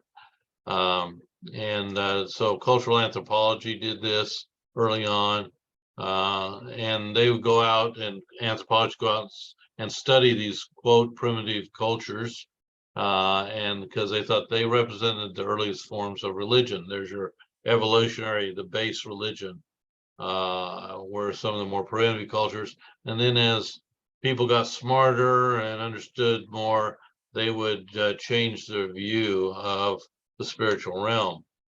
But then it's very interesting that, of course, they assume they have the highest culture. It's very nice of them to assume all these other cultures, were what they call primitive, therefore we're the advanced culture, you know, and so, you know, it was a kind of a hegemony over understanding things, and that we're the best and we're the highest. But this was what was going on during this time period. Example of this is Edward Burnett Tyler. He wrote 2 volumes called Primitive Culture. He maintained that primitive people developed a sense of other or soul from the experience with death and dreams. So notice here you have the experience of death and dreams going back to the psychological thing. And he said primitive people had the sense of other or soul, where you're going to get the term animism from. They believed that these souls, anima in Latin, were to be found not only in people, but in all of nature. So stones, trees, animals, rivers, springs, volcanoes, mountains, all had this anima, soul, in it. And so he's saying primitive cultures, that was their view of the world around them, very animistic world view. And we'll talk about animism later. And then this Herbert Spencer developed the concept of manism. Don't get it confused with manna like the Israelites had in the wilderness. But he was followed by one of his students, R.H. Codrington, who also took this, and he studied under Tyler and further developed the idea of mana. And mana is the idea of supernatural power that belongs to the region of the unseen. So he says primitive cultures had this idea that there was some supernatural power. It's impersonal, but it's in this region of the unseen. And so he would go on and talk about the idea of gods would develop further from that. Primitive people, and this was based on their dreams of the recent dead. So people are dead but alive in another realm, where chiefs and heroes gave rise to ancestor worship, and eventually to polytheism, he would say. And this polytheism came, they worshiped the god of the sky, the god of the earth, or whatever it may be. And so you can see this progression from, you know, animistic mana on up into gods and goddesses and so forth being developed with what these guys were putting forward. Max Mueller, who we saw earlier, writing from his study of Indian mythology, believe that religion developed from observance of forces of nature, which they saw the regularity of seasons, the tides and phases of the moon. And so primitive people identified the forces in nature, personified them, created myths, and described their activities.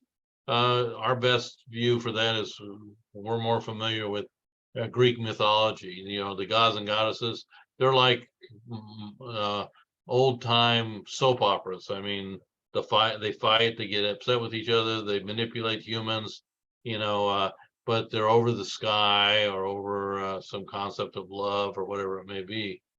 But eventually pantheons of gods, religion developed from this aspect. So you see this progression going on by having this idea of an evolutionary process in religion.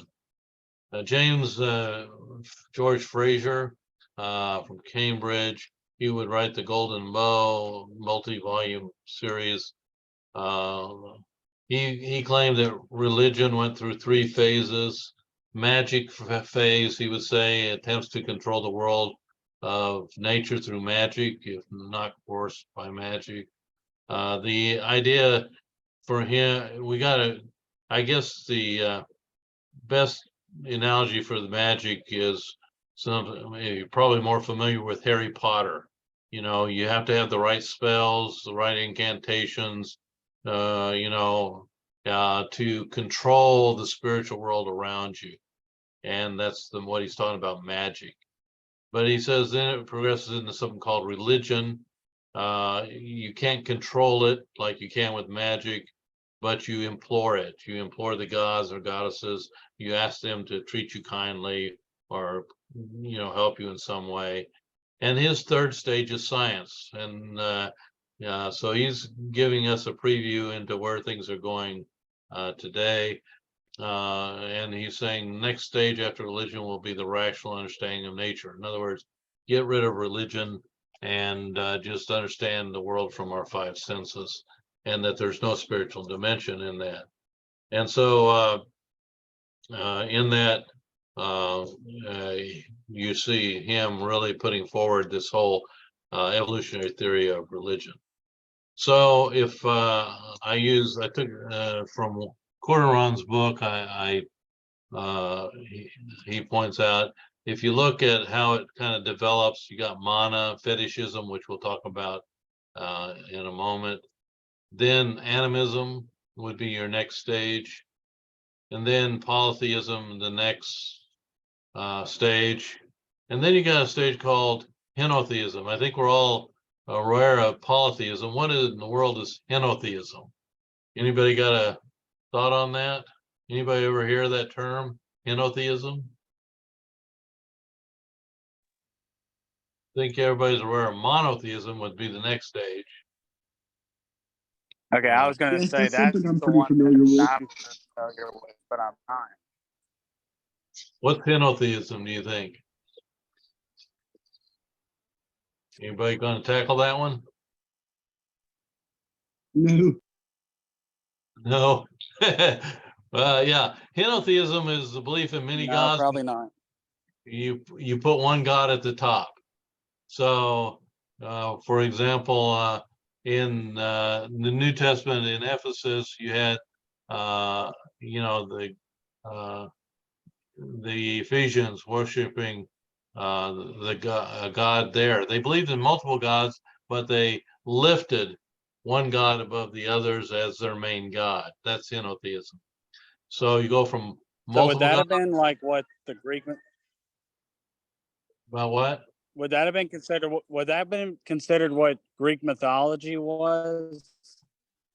It could be. I mean, they believed in multiple gods, and some people believed in them just fine, but some of them would lift, like they may say, out of all the pantheon of the gods, they put one god as their patron god, and that's henotheism. And when they pick one above all, but they believe in all of them, they just make one of them their main god. That makes sense? Yes, sir. All right. And then monotheism would be there, but at the top, question, what's next? If this theory is continuing to evolve, what comes after monotheism? And because that's been the main religion of the majority of the world for quite some time, so that begs the question, what's next in all of that? Well, we're going to look at each of these stages briefly as we go through here, and we got about 5 minutes till about break time. So I'm sure I'm not going to quite get done with this one, but we'll get where we can. So first stage, mana fetishism. We've talked about mana, this impersonal power that's out there. They get this word from Malaysian cultures that anthropologists studied about a primitive culture. It's just awareness of spiritual force, non-personal force that does not reveal itself. This force pervades the physical realm, but unevenly. You can have more mana in one area than another. And the idea is you didn't really want to go where a lot of it was at because you can't control it, and it could be negative towards you or positive, you just never knew. And then, but you could have positive contact, which brings positive aspects to one's life, or negative contact, which could cause you problems. That's why they had shamans. They were the ones that could tell you, how to navigate around the mana and how not to offend it or at least go get into a bad situation with it. So the idea is to seek a positive relationship with it as much as possible, but it's an impersonal thing, or power. I guess the modern day is may the force be with you type of idea. Maybe is it with that. With this is fetishism. Uh, Fetish isn't, somebody who likes a lot of shoes necessarily. This is an object that is endowed with a great amount of mana. I think you see this in movies where it shows you voodoo, and they make this doll, and they stab it with the pin. You remember those movies, and it hurts the actual person. That's using that doll as a fetish. It can be a bone, it can be anything really, but it has this mana in it, this power within it. And you see this a lot in voodoo beliefs and practices. And the idea is humans need to control mana for positive effects. Where magic is the manipulation, like in Harry Potter, where they use their spells and incantations to, control the spiritual forces for whatever they desire it to do, and so forth. So there's with magic, you manipulate those forces, but you got to have the correct technique or it goes wrong. For example, in Harry Potter, they try to make a spell and turn the poor guy into a frog or something, and that wasn't what they intended. But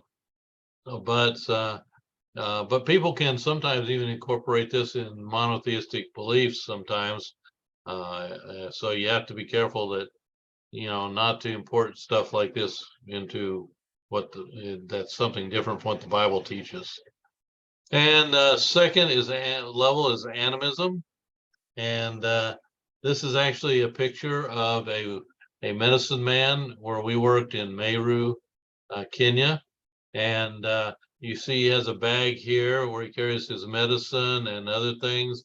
He's got a horn from an animal here, and in it is some medicine and stuff, and he has some stuff around his neck and things.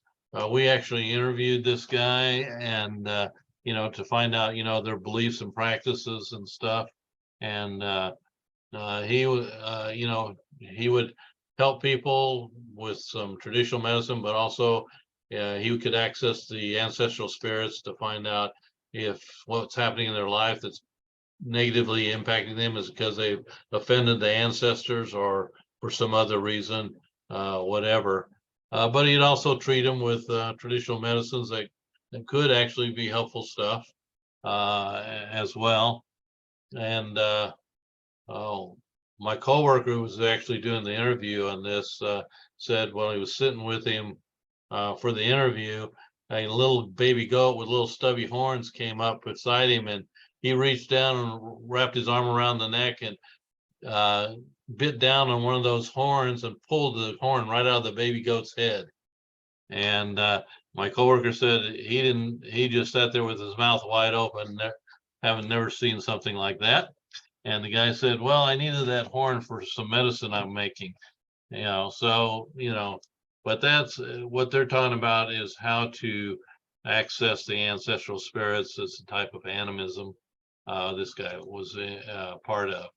And so animism is defined as a belief and worship of spiritual beings that inhabit people, places, or objects.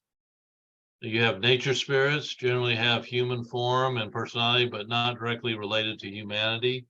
They inhabit places, objects, and animals. They may speak and may have social orders. And then lastly, ancestor spirits can be departed family members like they were where we worked in Meru.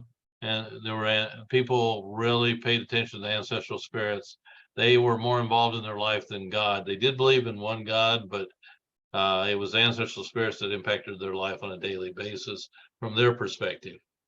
And they're relatives that have died, and they go to live in the ancestral realm, which is a unseen realm there. And depending on the religion, like Chinese ancestral versus African may be different. Some would venerate their ancestors, that now are dead. Some may even worship them, but that becomes part. So that's the second stage of animism there.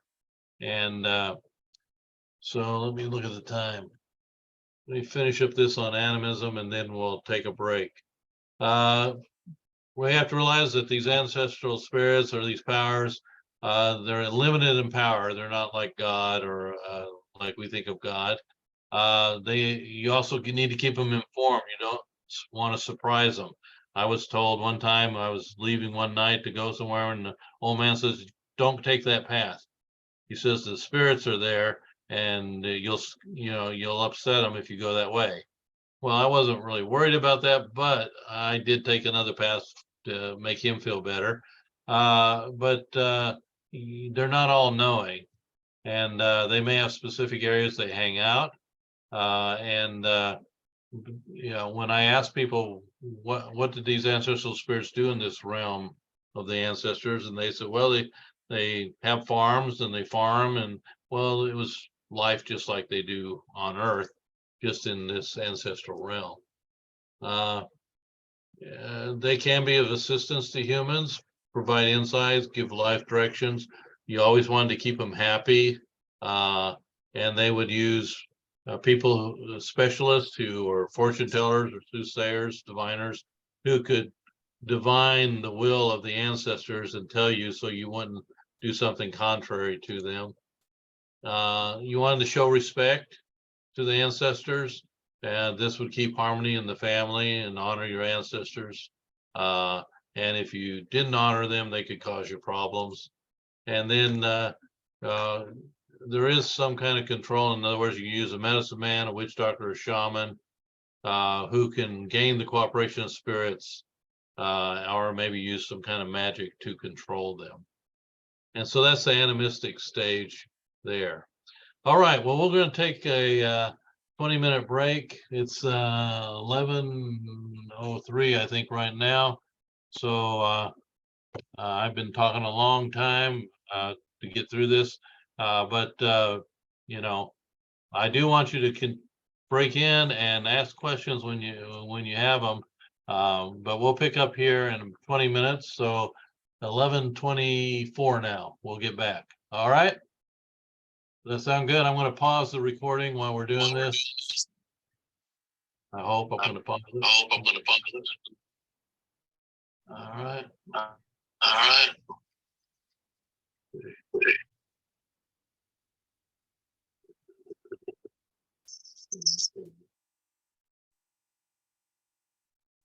There we go. All right. Pause. I hope.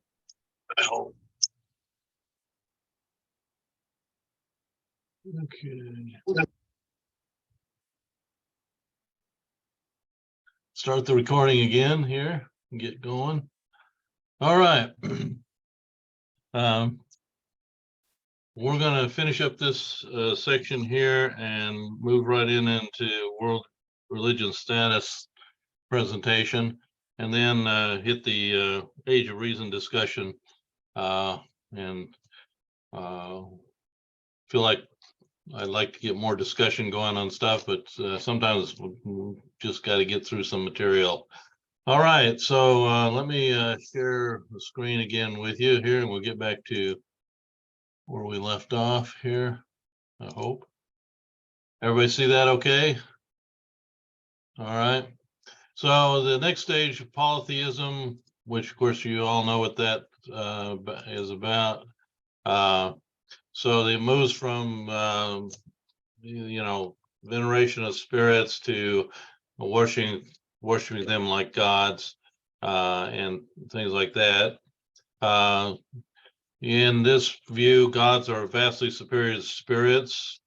Instead of just venerating them or respecting them, you worship them, and it develops a pantheon of gods and goddesses like you see in Greek mythology, but I'll see this in Indian religion as well. A lot of mythology, and in their case, their gods go through cycle of reincarnation. Then they have avatars and things like that. and so, but you can have a hierarchy, like you've got the Greek god, the head of them, Zeus, and may have family connections and stuff like that. Instead of veneration, you get worship. You have to entreat them. And if you notice in the Greek mythology of the gods and goddesses, they're not really concerned with humans. I mean, they manipulate them, they play with them. You know, they don't treat them necessarily good. They're not there for the humans' well-being. You know, they're just like humans with superhuman powers, and they act just like humans. And so they're jealous. They fight, you know, and do different things that it looks more like a soap opera than anything else. And so, but in this theory of evolutionary theory of religion, they're not as easily manipulated. You can't use magic on them like you can the spirit realm. And you know, they kind of say polytheism occurs from animism in three basic ways. You exalt the ancestors to a higher status of a god or a goddess. Uh, and, you know, but, you know, I'm going to use this as an example later too, that, you know, not all of these religions that have animism do this. And we'll talk about that. But are promoting for nature or household spirits to divine status as well as that is another way. And then even personifying abstract principles, like in Greek mythology, you got the goddess of love, right?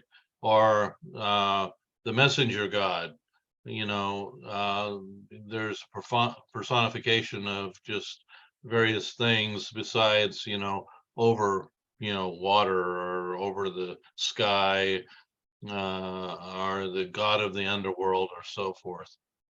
That brings us to henotheism. We talked about earlier. People believe in many gods, but worship only one of them.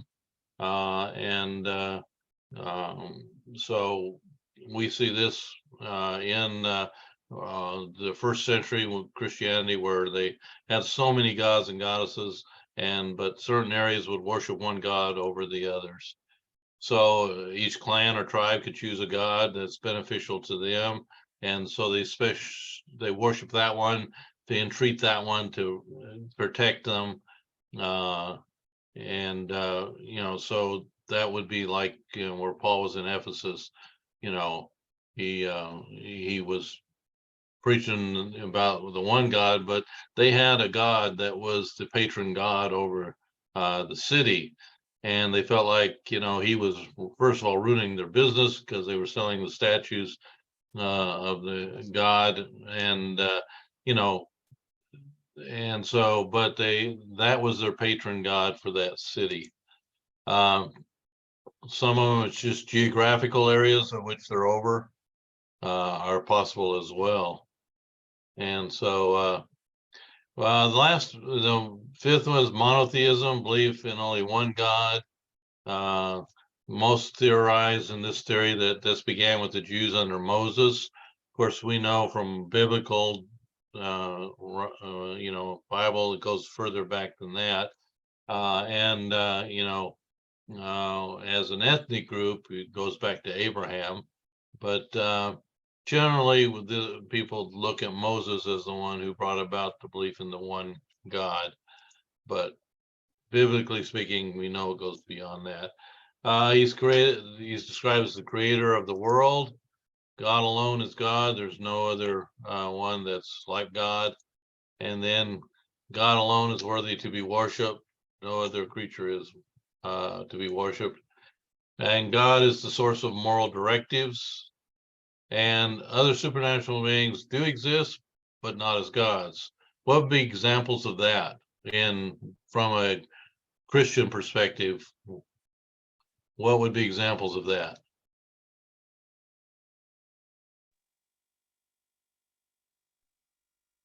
Could you say that again? Yeah, so what would be an example of some supernatural beings that exist but are not gods in like Christian belief system?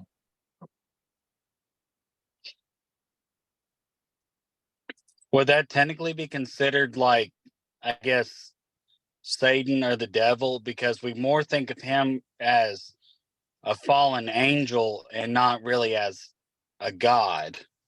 Right. Yeah. Yeah. You know, best we can tell is that he existed in heaven, but rebelled against God. So we assume he was an angel who had, just like we have free will here on earth, there was free will in heaven. He rebels. That's an example. What other creatures does the Bible describe as being in heaven, but not to be worshipped? Think of some others.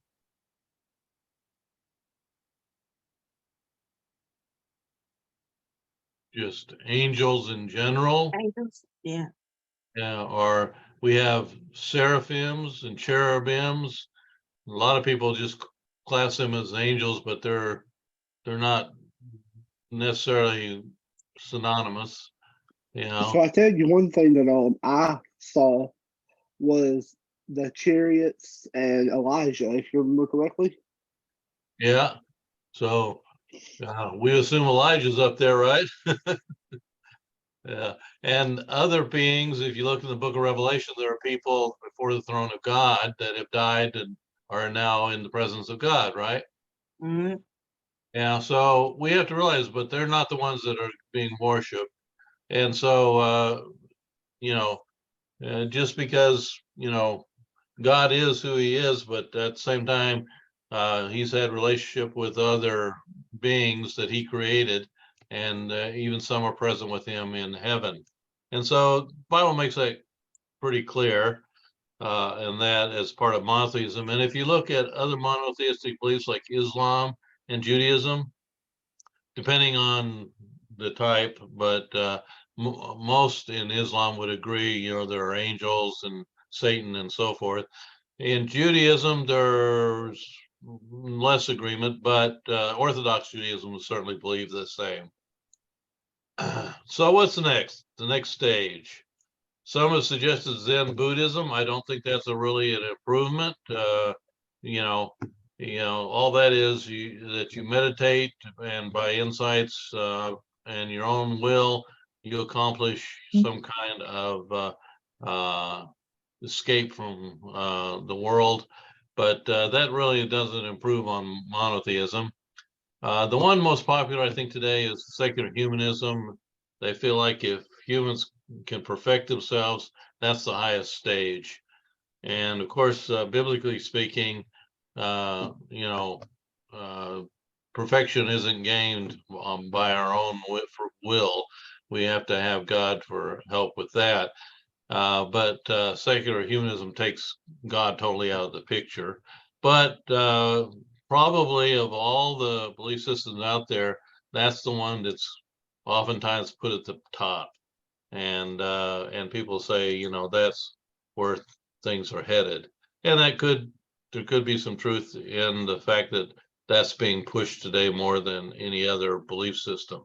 And we'll see this later on, that of all the other beliefs besides Christianity and Islam, you know, the one that's impacting the U.S. the most is not. You can combine Islam, Buddhism, Hinduism, and Judaism, and it would still be less people believing in that in the U.S. than secular humanism. And so secular humanism, you're much more likely to run into people that are secular humanists than you are those other religions these days. So that's why the final worldview we're going to talk about is secular humanism, because that's the one that will impact us the most in what we're doing in life these days.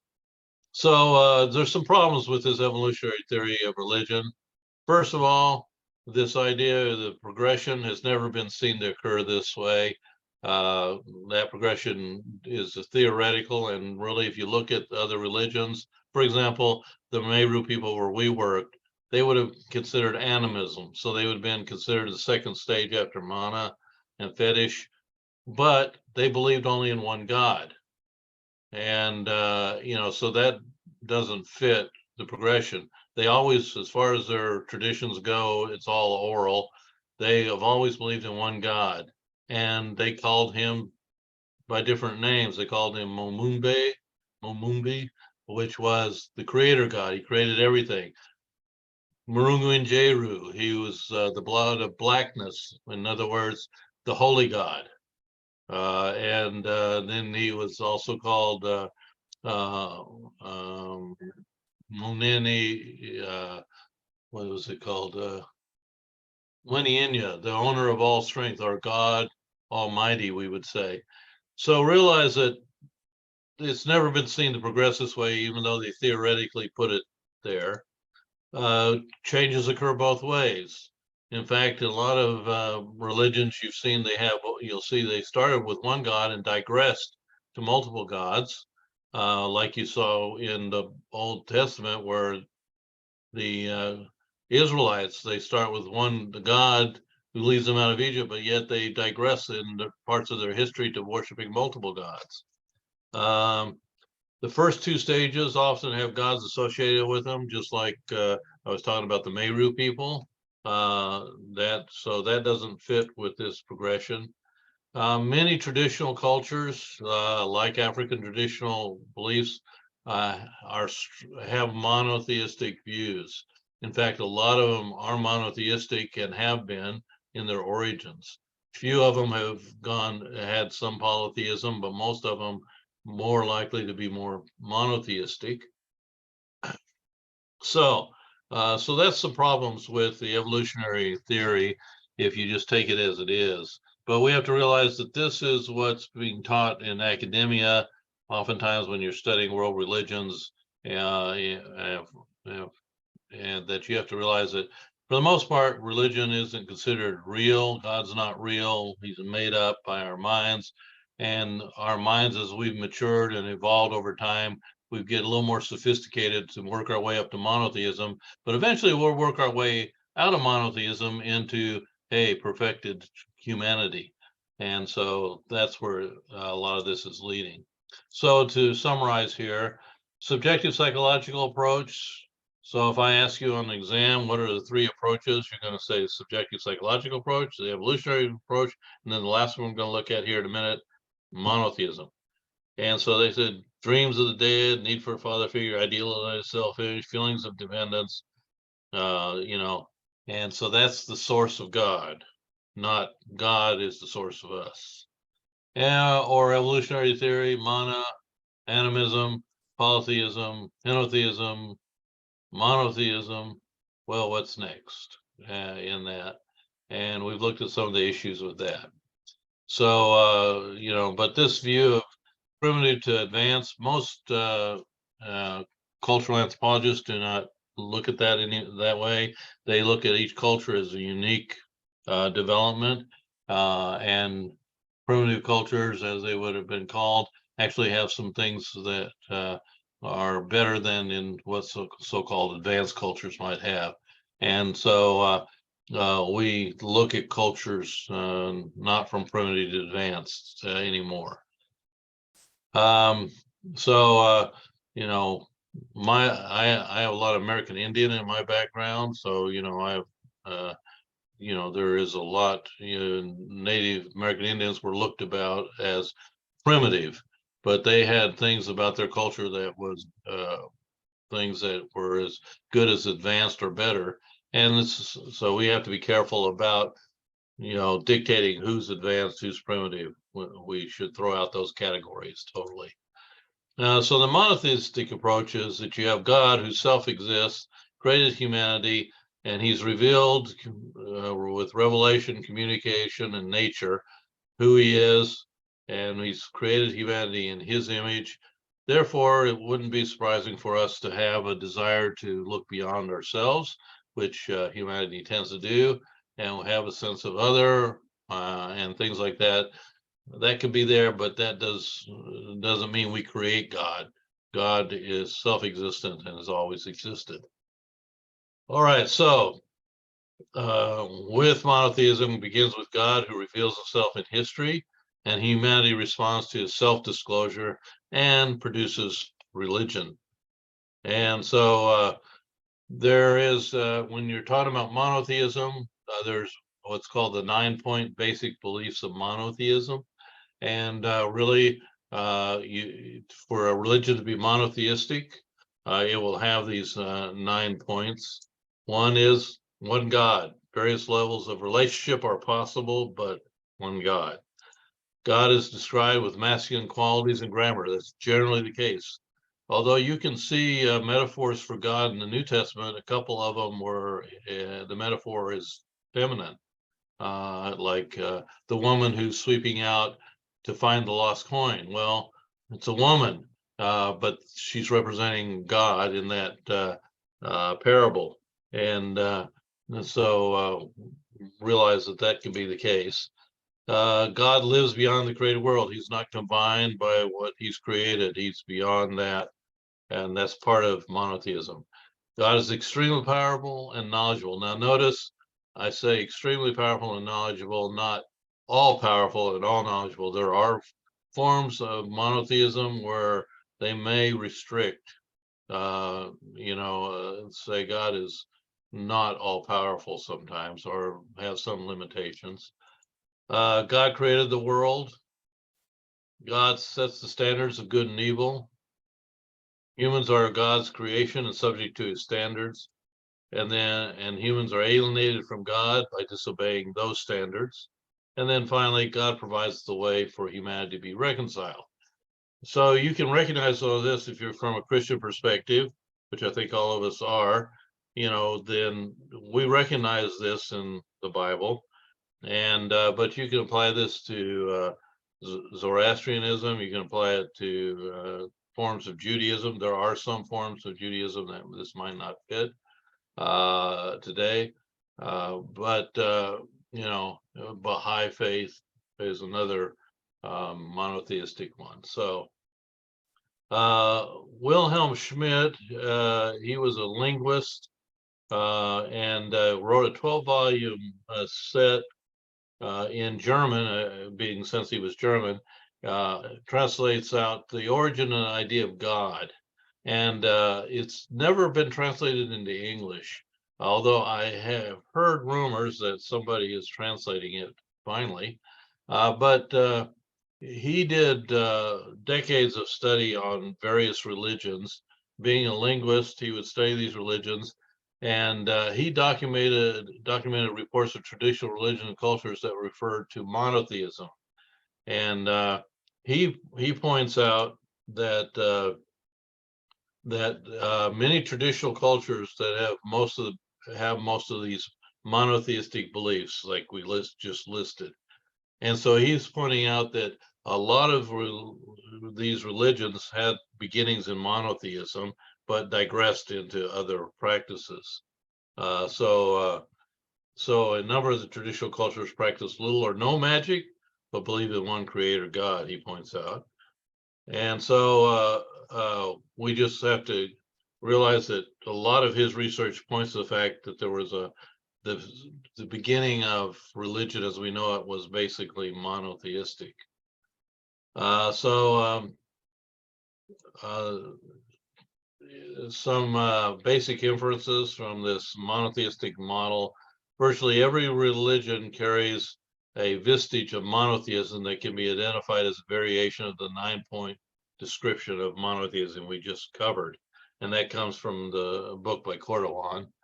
And there is one clear change that we see moving away from monotheism, particularly in wealthier countries, is something that's currently going on more.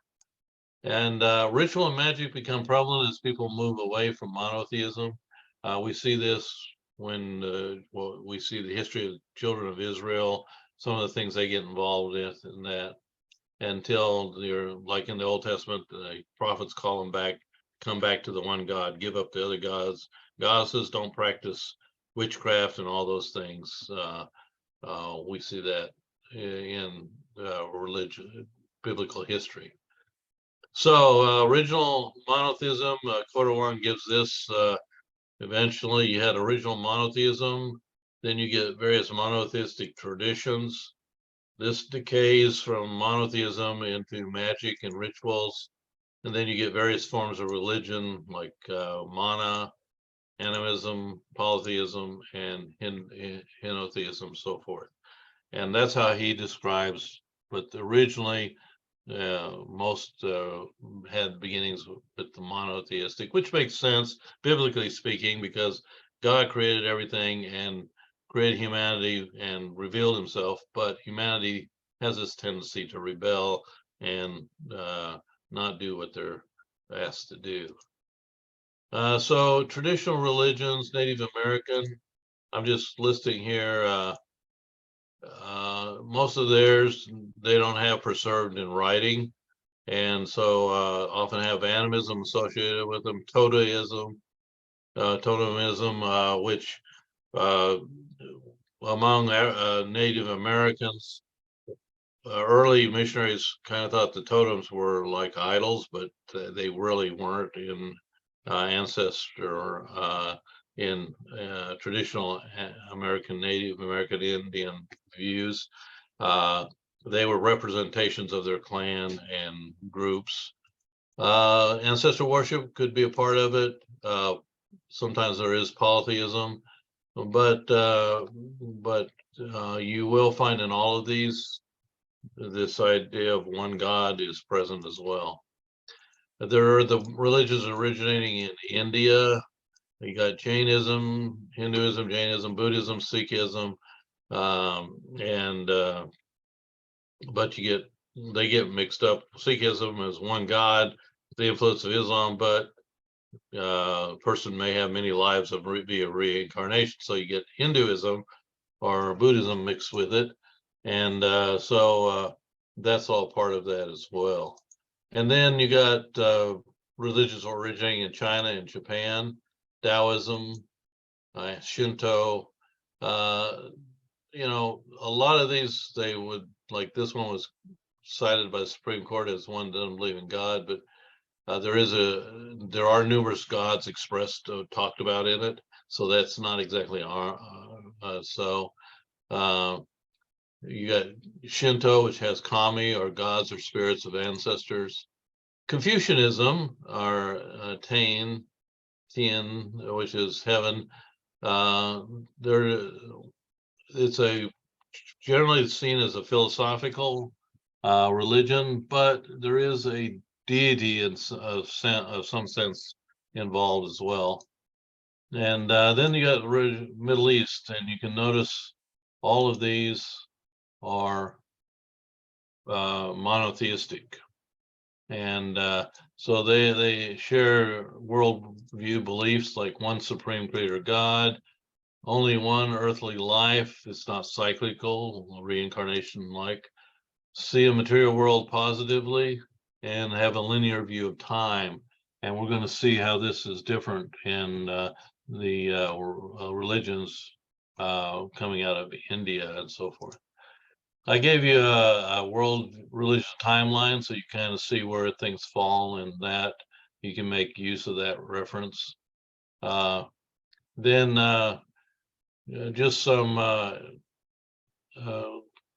terminology that you want to be familiar with. Magic ritual is repetitive actions performed in order to bring about a specific result. You know, so you got priesthood, who perform the rituals and so forth. And in some religions, it may be a taboo for anybody to practice it but the priest.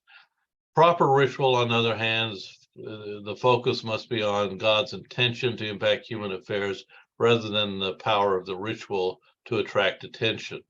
And all religions have ritual. Christianity has rituals, but they are focused on God's intention. When we practice like the taking of the Lord's Supper or practice of prayer, it's a focus on God and how he wants to impact human affairs and so forth. So there is a difference between magic ritual and proper ritual.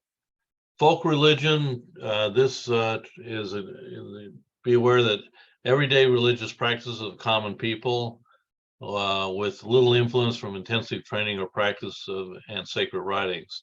A lot of cultures, they may practice what's called Buddhism, but it's not practiced like the Orthodox way of it's described. They have their own practices that may have developed and be mixed with other things, like folk Islam. In a lot of African cultures where they have they're Islamic, they have folk Islam, which doesn't really follow traditional Orthodox Islam. And just so folk religions occur, even Christianity can have folk religion, the way it's practiced. So the theoretical understanding of religion described by scholars or religious leaders isn't what they're following usually. So it's just their daily practice. Just a rite of passage is terminology used to describe moving from one stage of life to another. That's involved in various cultures. So we're not going to talk about that. Any other things here? We move through this part. Let's just remember in Acts 17, where Paul gave credit for the people being religious, and saying he wanted to talk to them about the one God, and then move from the one God to Christ in what he was saying. So we need to remember when we're talking to people of other religions and how we share the gospel with people of other religions. We'll come back to a presentation on this later, but the idea is treat every person and their religion with respect. Paul puts it, live in peace with all people so long as it depends on you, not your. And learn from them their understanding of their religion. You may know that we will be talking about the theoretical understanding of each of these religions, but really, when you talk to people, they may practice it differently. They may belong to different sects of that religion, or they may just have some mixtures of other things in it that aren't part of the theoretical understanding of that religion. So we want to listen to them and understand from their perspective. But you want to look for points of contact between Christianity and their religion. And then you also need to note obstacles to their belief for further exploration. Like if you're talking to a Muslim, the concept of Trinity is a big issue, and it's not something that's most Christians can't even explain it. And for Muslims, it's like saying you got three gods, and so that's an obstacle example. And do not let your own cultural bias obscure or supplant the gospel message. And we see this happening in the New Testament or the Jerusalem Council, and meeting about what about all these Gentiles who are coming to Christ? Don't they have to become Jews first? Don't they have to keep the law, be circumcised, so forth? And they had a big council to decide, was that right? Well, they were reading their own particular cultural bias and religious bias into the gospel, which was not correct. And they finally figured that out. And then make the gospel intelligible to the host people, to whoever you're talking to. All right, so that's the end of that presentation. Any questions or thought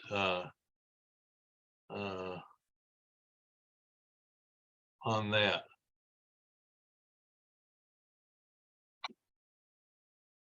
No questions? I didn't raise any questions whatsoever. Wow. All right. I'm good. All right. Well, let's move on into this next one here. This is a short one, and this is status of religion. What I'm trying to get at with these two presentations, the first one is to realize that the world is notoriously religious, and we're going to see this in the second one. But those who don't believe in religion or believe in God, they have to explain why the world is religious. So they use a psychological or evolutionary approach to do that. What we're arguing is that there is a God, and that's why people are notoriously religious, not because we make it up. And we wanted to get a definition for what we're talking about when we talk about religion, as opposed to things that some people call religion that are not. We'll be coming back to all of that foundational stuff throughout our study of the world religions. So this one basically is just a brief overview of the the religious nature of the world.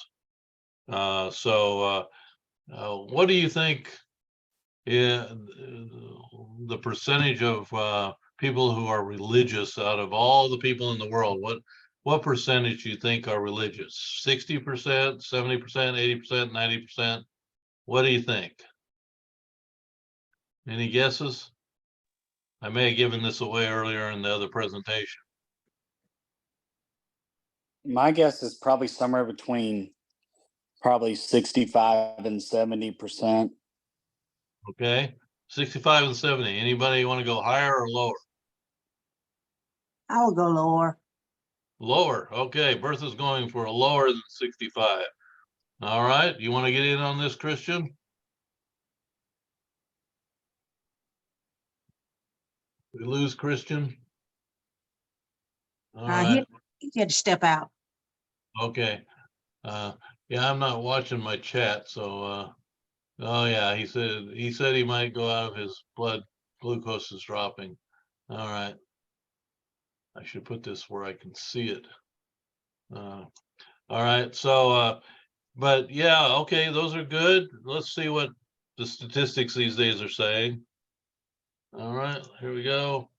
World's population, 7.7 billion in 2022. Religious population, 6.9 billion, 90%. Wow. Yeah, I would have never thought that number.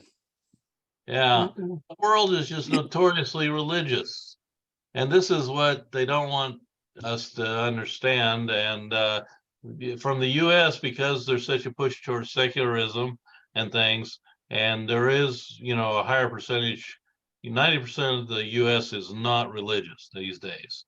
And we'll be looking at some statistics on that. The non-religious or the atheist agnostics occur mostly in the Western Hemisphere, Europe, North America, Australia, places like that. The vast majority of the rest of the world is notoriously religious. So non-religious, about 850 million is all. Urban population, 55.7% these days versus rural. So the world is mainly urban these days. If you look at how many are unevangelized from a Christian perspective, there's still over 2 billion people, 28.4%. So for us as Christians, when we look at the need for reaching out to people, we just keep that in mind as well. Because last I checked, Jesus still said, go into all the world. If you were to look at the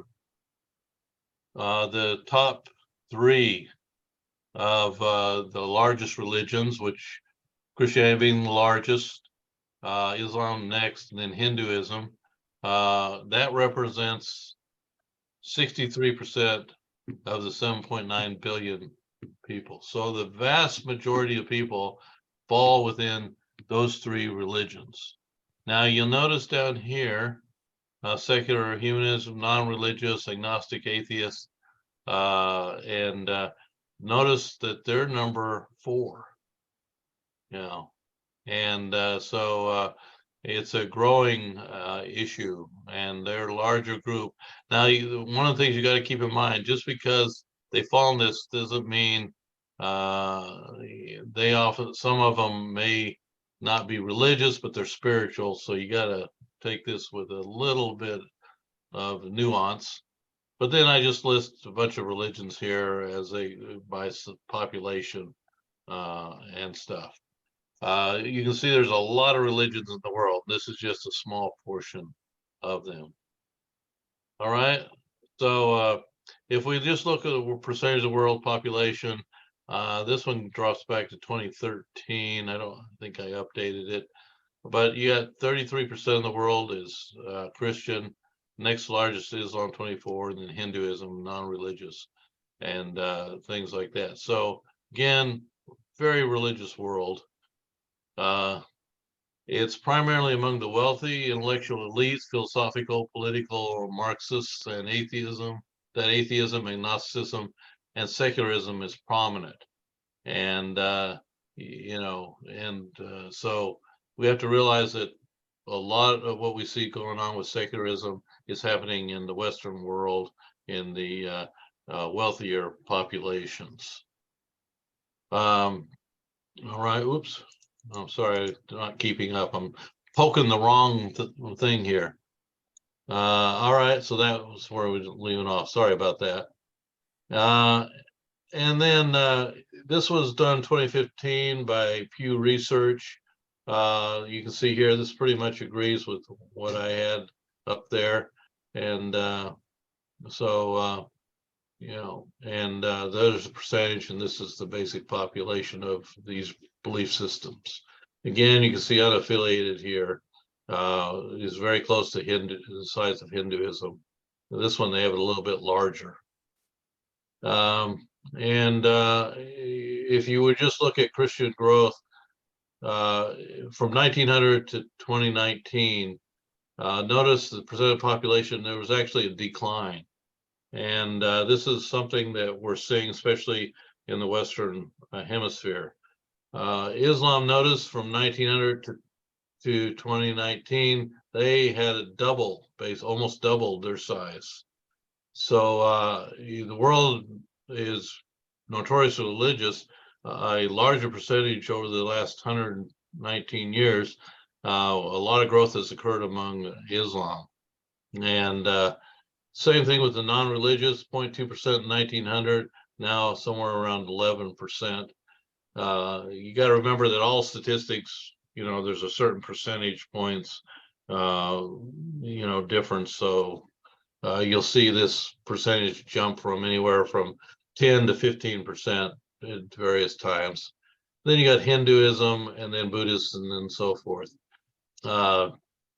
Out of the non-religionists down here, you got agnostics and atheists. They only represent a small portion of these non-religionists.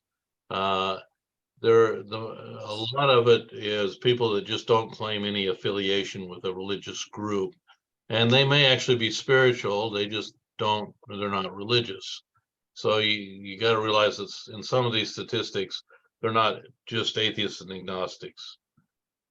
All right, if you look at the line graph here of 1900 to 2025 as it's extrapolated out, you have Christianity has a decline, but has began to move upward here.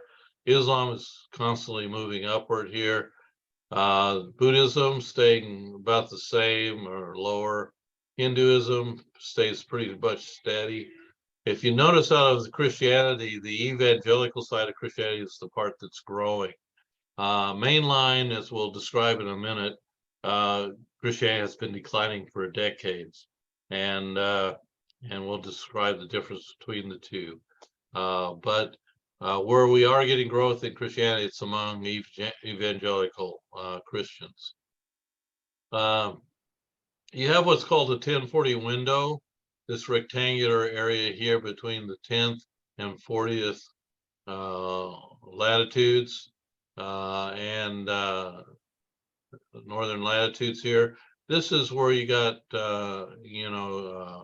your Middle East, India, China, some of Indonesia is barely making it into that, but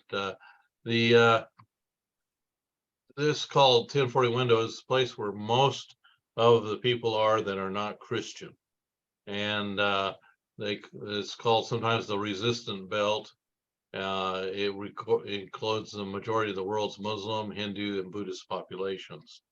And this is the area where Christianity needs to do more work among these groups. This is another depiction of it. You can see here, unevangelized in the dark red, 30 to 65% in this color here, and 10 to 30% in the lighter colors. Just a way of thinking about the unevangelized areas of the world. If you were going to list populations that are some of the largest populations with unreached people as far as Christianity is concerned, you got India, China, Pakistan, Indonesia, and so forth down the line here. And this tells us areas where we need to do more sharing of the gospel. If this is a population density maps, if you look at Hinduism, notice where all of it is, pretty much in India. A few little yellow spots scattered here and there. You can't barely see any in the US or Latin America or Central America. It's so minimal, but not in India. Same thing for Buddhism. Notice it's scattered in China, down into Indonesia, and areas like that, and even some over into India. But again, it's combined to a very small region. Few spots in the U.S., but it's a small percentage of U.S. population that claim Buddhism. And then if you look at Islam, Muslim population, you can see that 1040 window is where most of it's at, then into Indonesia, which is the highest density of Islam, really. And but again, you know, it's spotty throughout the US, very little in Latin America, Central America. And so if you compare these to Christianity, you can see Christianity is by far higher density of presence in the world. And but you can see this blank area here in North Africa and Middle East where there's you know, that 1040 window is strong. All right, so these are just some maps to kind of give you a breakdown of where main Christianity is, and Islam and Buddhism and so forth are located. And these give you some distributions, regional distributions as well. You might notice for Christianity, Sub-Saharan Africa has more Christians than North America. And you know, a lot of evangelical churches, like the Churches of Christ, for example, or you know, Faulkner's affiliated with, we have actually more churches in Sub-Saharan Africa than we do in the United States now. It's growing there, even though we may have some declining here in the U.S. So these are just some more statistics on Christian population. But by this one goes 2010, and then gives a population here. Let me move down here. This is the 10 countries with the largest number of Christians. The United States is by far the largest country. Now, of course, Sub-Saharan Africa is not a country, it's a bunch of countries. If you added them up, they'd be larger. And then this one's Islamic. So you notice it's very small here in the US and Latin America, but strong in the Asia Pacific, and it's got a pretty good presence in Sub-Saharan Africa. The two main religions these days in Sub-Saharan Africa are Christianity and Islam. Of course, the Middle East there. And then unaffiliated, you know, is this one done by Pew Research. A growing portion of American are becoming unaffiliated. You also get this in Latin America as well. Europe, a larger number are unaffiliated there. Not so much as Sub-Saharan Africa, but interestingly, Asian Pacific. And that's probably mainly because of China, but that. And so you can see Christianity has grown quite tremendously in Sub-Saharan Africa, where Islam has grown too, but not to the extent of Christianity. And I think there is some reasons for that, but a lot of African traditional religion lends itself very much to Christian theology.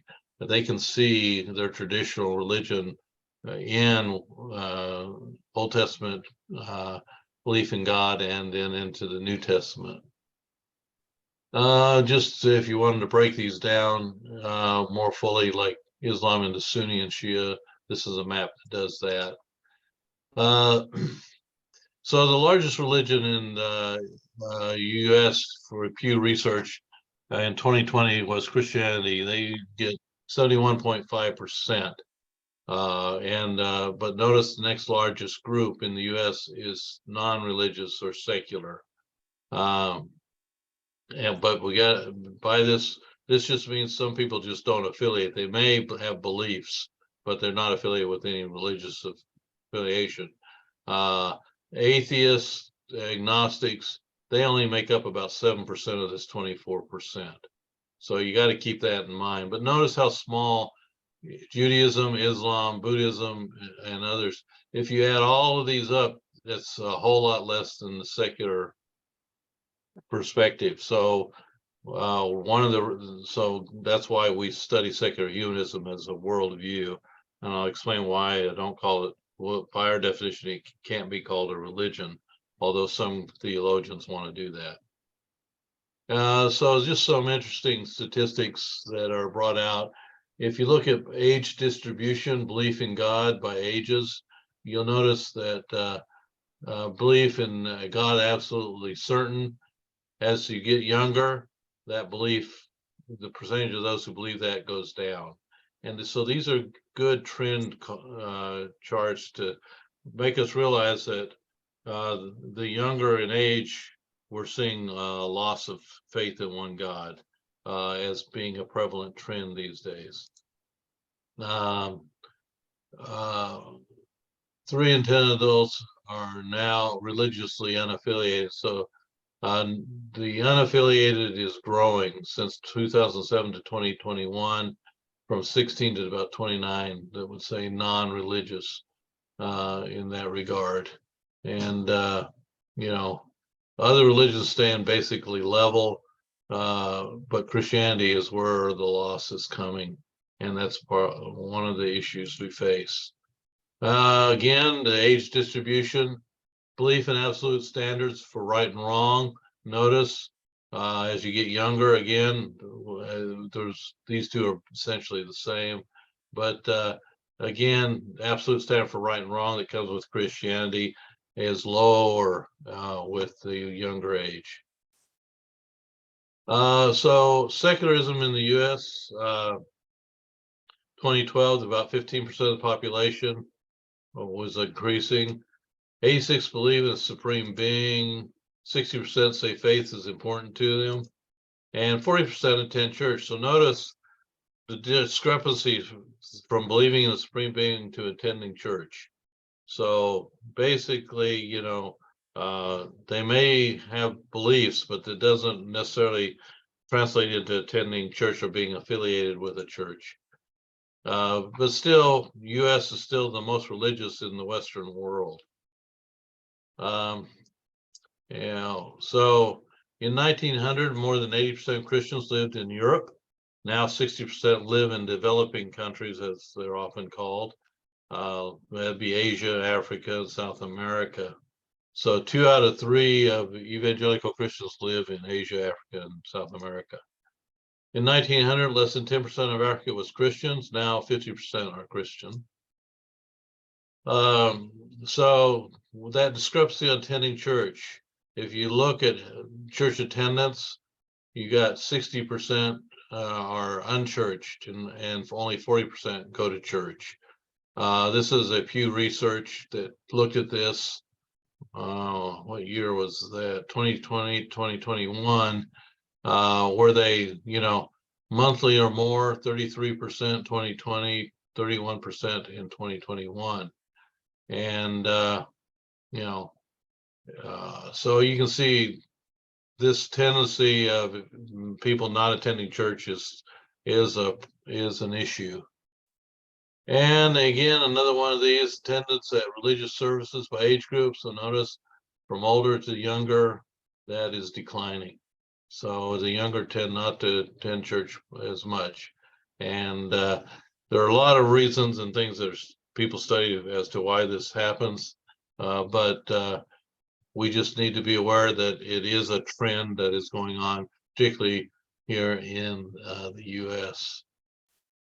And so if you see who attends church, You notice that Islam and Protestants all attend church about as much, and Mormons tend to be higher in church attendance, but Jewish is pretty low in others.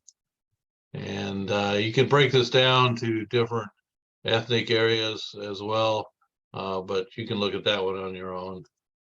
All right, so non-religious in the US, 1990, 10% of US population was non-religious, 2015%, 2010, 16.5, and then in 2021, 29%. This was according to Pew Research. So you get if you realize what has happened in this time period, also you had COVID occur in this time period, which could have had an impact on people not attending church as well. If you look at Europe, they do what they call a Eurobarometer poll of the EU 27 countries.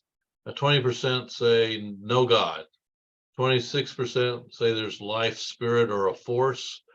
51% God. So you can see that their percentage of people who believe in God is lower.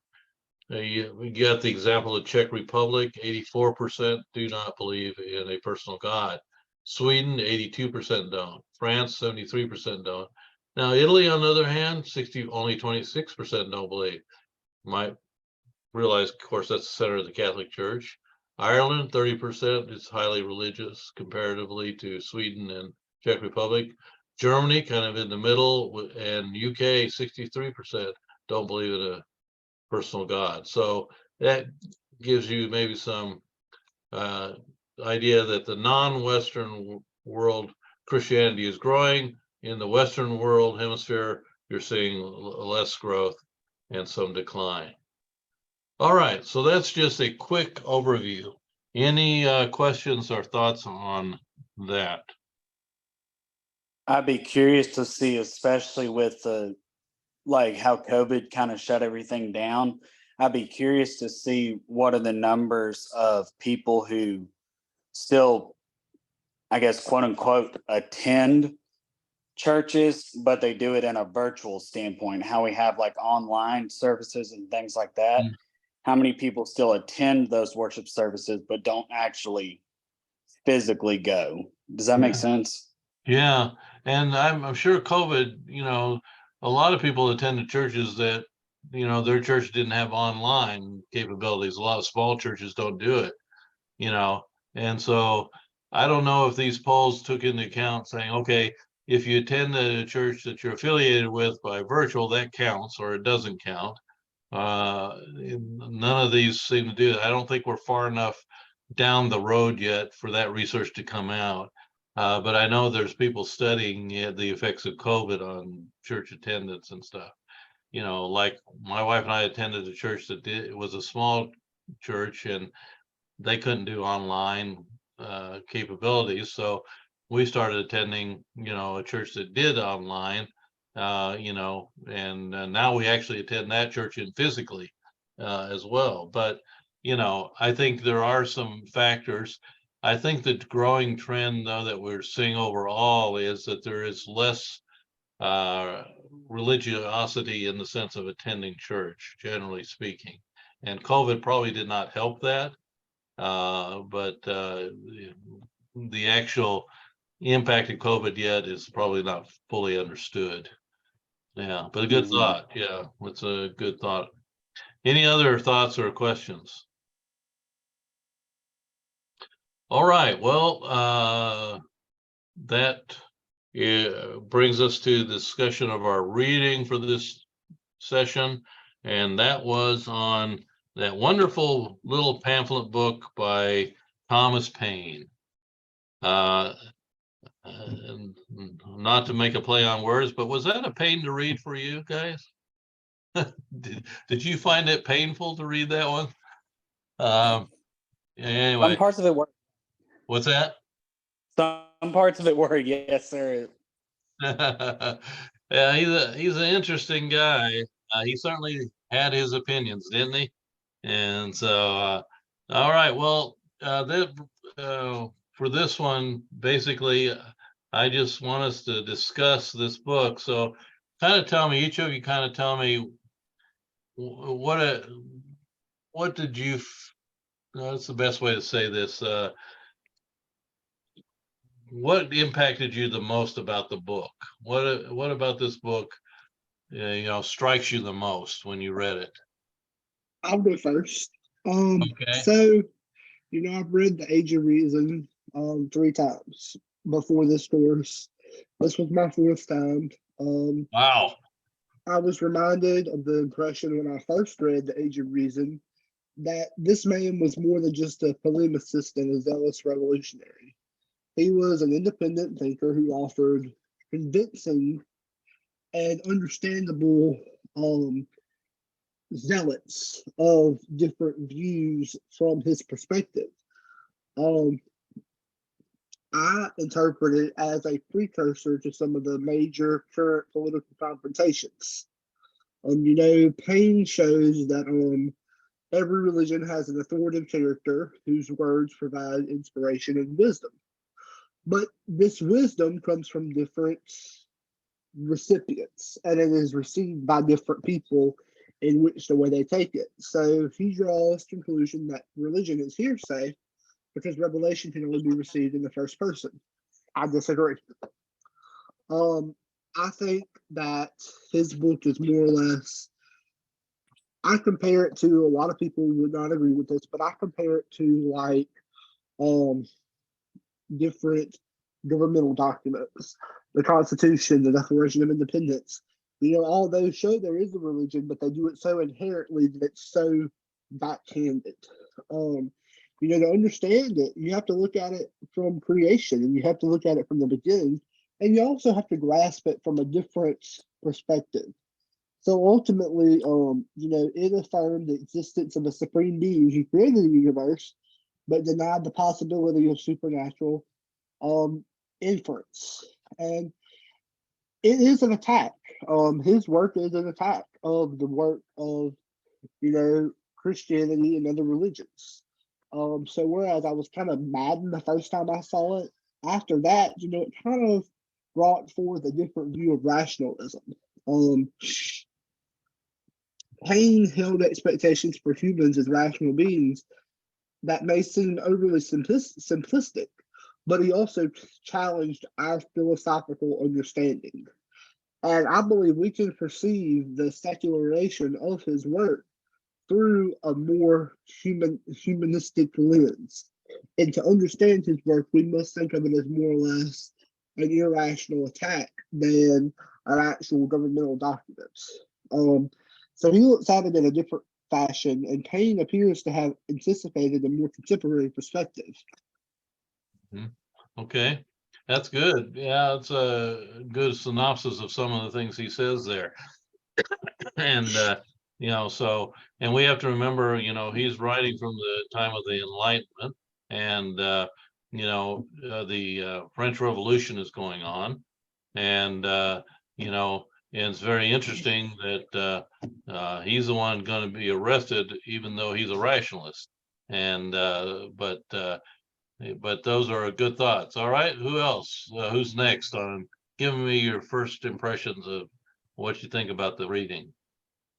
I'll go next. I thi- I really felt like I spent a lot of time towards the beginning of the book on like chapters 1 through 3, and I really kind of had never really seen it through the eyes of Thomas Paine before, because I've read about him in like history class and stuff like that, but I never really dug deep into his mind of thinking, and it really kind of brought me back to kind of like what Christian was saying. You get mad at him when you first think about it, but then it's like, okay, I kind of see what you're saying, but he takes religion, and like in chapter 1 where he says, I believe in one God and no more, and I hope for happiness beyond this life. Okay, that's what we all do. But then later on, he talks about he talks about, I understand we have all these different religions, but they're all more attacking than what the mind thinks. He thinks of it more of like, I want to see it in my way, but I'm going to take all these different accounts and kind of conjoin them together. Okay. All right. Yeah. I- Go ahead, Bertha. No, just to, I just wanted to say, that's one reason why I'm really in these courses, in this program, because I'm learning about the different theologians. And what I've learned is that they all, of course, have their own perspective. But because of what Thomas Paine and like Mr. Cody, he had it in class, history class, and I did as well. But it didn't go in depth about Thomas Paine. It just told us about, of course, the books that he had written, the papers, but in reading The Age of Reason about the deity, his thoughts are the only ones that count. That's the way I perceived him. And he was and I understand that he has his own opinion, but if you weren't in line or in tune with his opinion, then you don't know what you're talking about. And that's the way I perceived it when he began to talk about deity. And I'm going to tell you something. I went back. I didn't read the book 3 times as Mr. Christian, but I did go back several times to try to understand what he meant about that deity. And I understand that there's just one God, but then we can also go back to Calvinism, and because he was another one, a thinker that said it's just only one God, this is where it is, and that's that.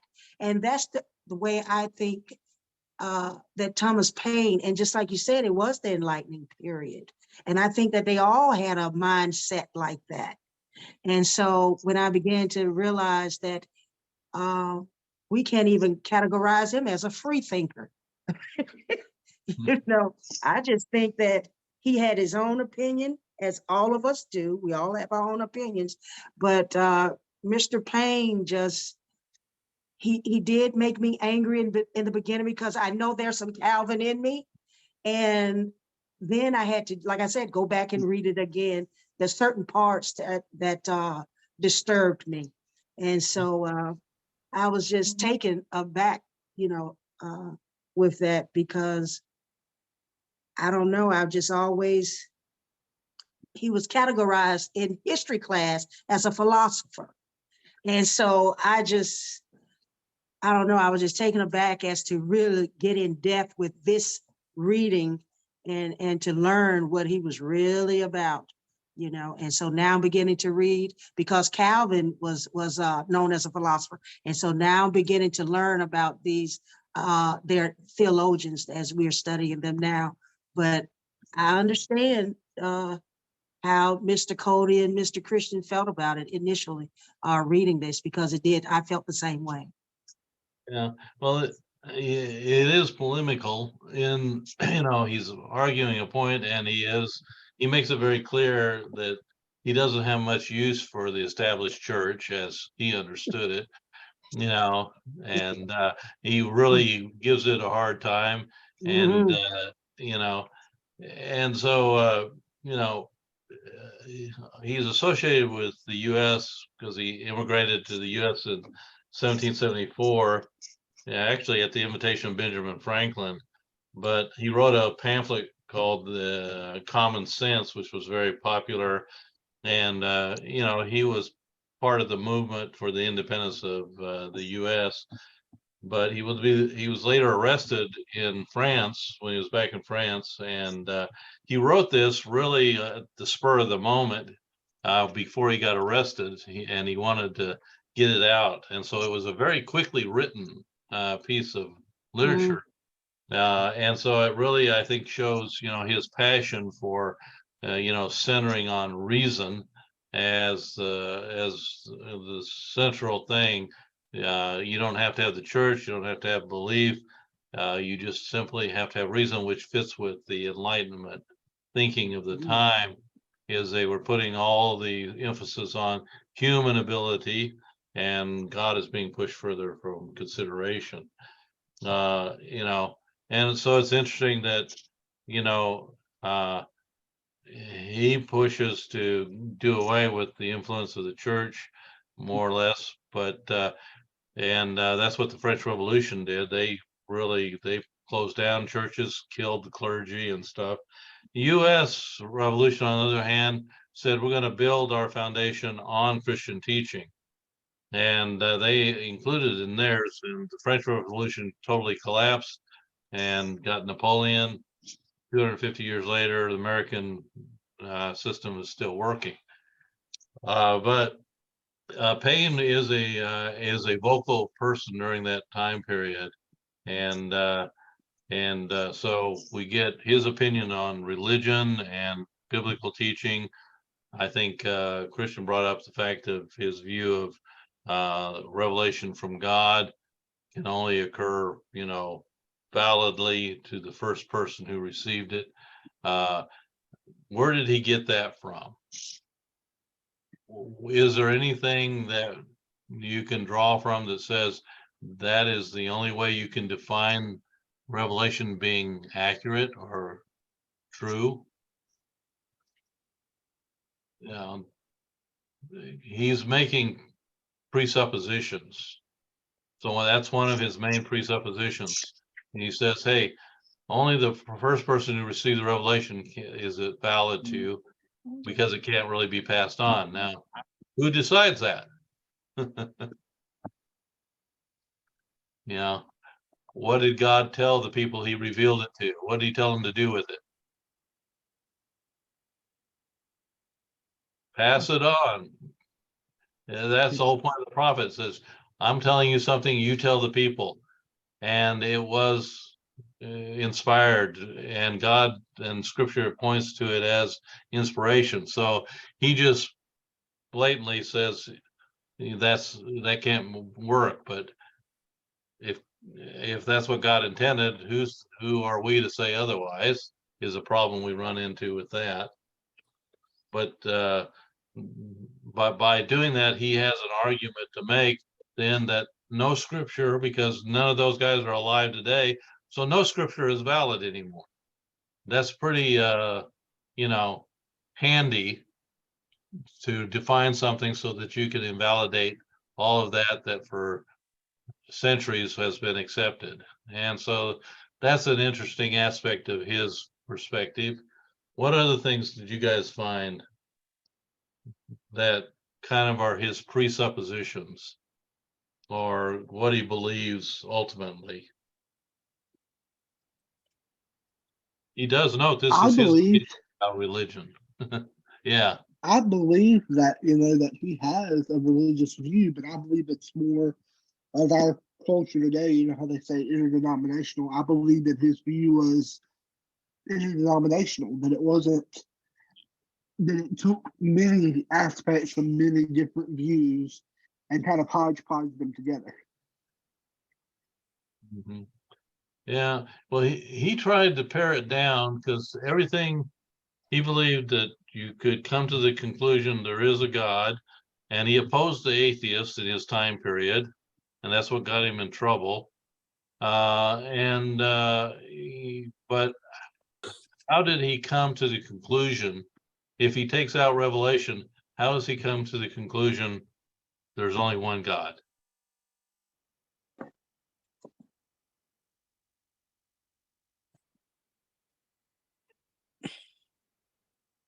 I think he does that. Like, I'm looking at it right now, especially in between kind of pages 4 and 5 at the last paragraphs where he says, I believe in one God and no more, and I hope for happiness beyond this life. So we know that he hoped for something better after this life.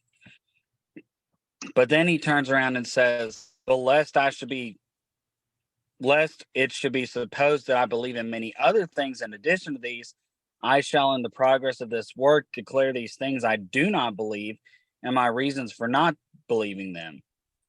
I think he's almost contradicting himself, because then later on at the end of that part, he says, my own mind is my own church. And that kind of confused me, because I was like, okay, if you say your own mind is your own church, then what do you really believe? Mhm. That's right. And by saying it's his own mind, remember, he's basing everything off of what he thinks is the most powerful thing, and that is reason. So he is the child of the Enlightenment period, saying human reason is all we need. And we can use that to solve all our issues, to decide, what we believe, and we can look at nature. And he uses this a lot in the book about, look at nature, and nature basically becomes like God in his perception. And so we have this aspect of almost a deification of nature. He says, we look at nature, nature teaches us there is one God. And but he's in doing that, he's saying we don't need the church. And then he goes into all the problems of the church, and then some theological issues. He has a big issue with the redemption aspect and things like that. So he's going back to a fundamental view that we just have to look at nature, and that'll teach us all we need to know, or the idea of one God. What else did you guys see that caught your attention?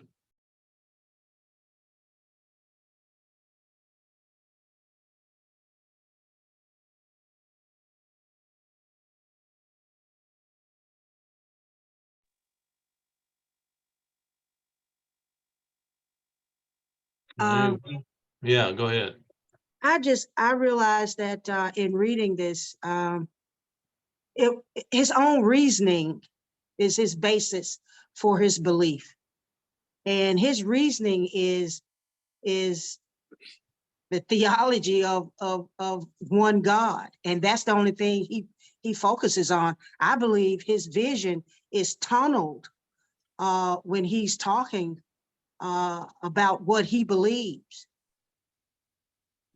Yeah, he's really boiled down to the using reason without revelation, and saying, I can reason to the aspect that there is one God. I wouldn't be an atheist, but I do believe in one God. And I know this because of the study of nature. I look at nature around me, and it tells me, it makes good reasoning sense that there is one God. I don't disagree with him. I mean, I think that is part that we can do that, but what does it really tell you about God?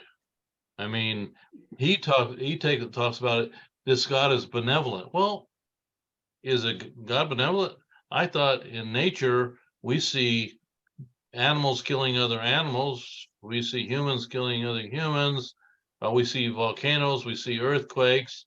I mean, that doesn't always pair up with being a benevolent God if you're just looking at nature.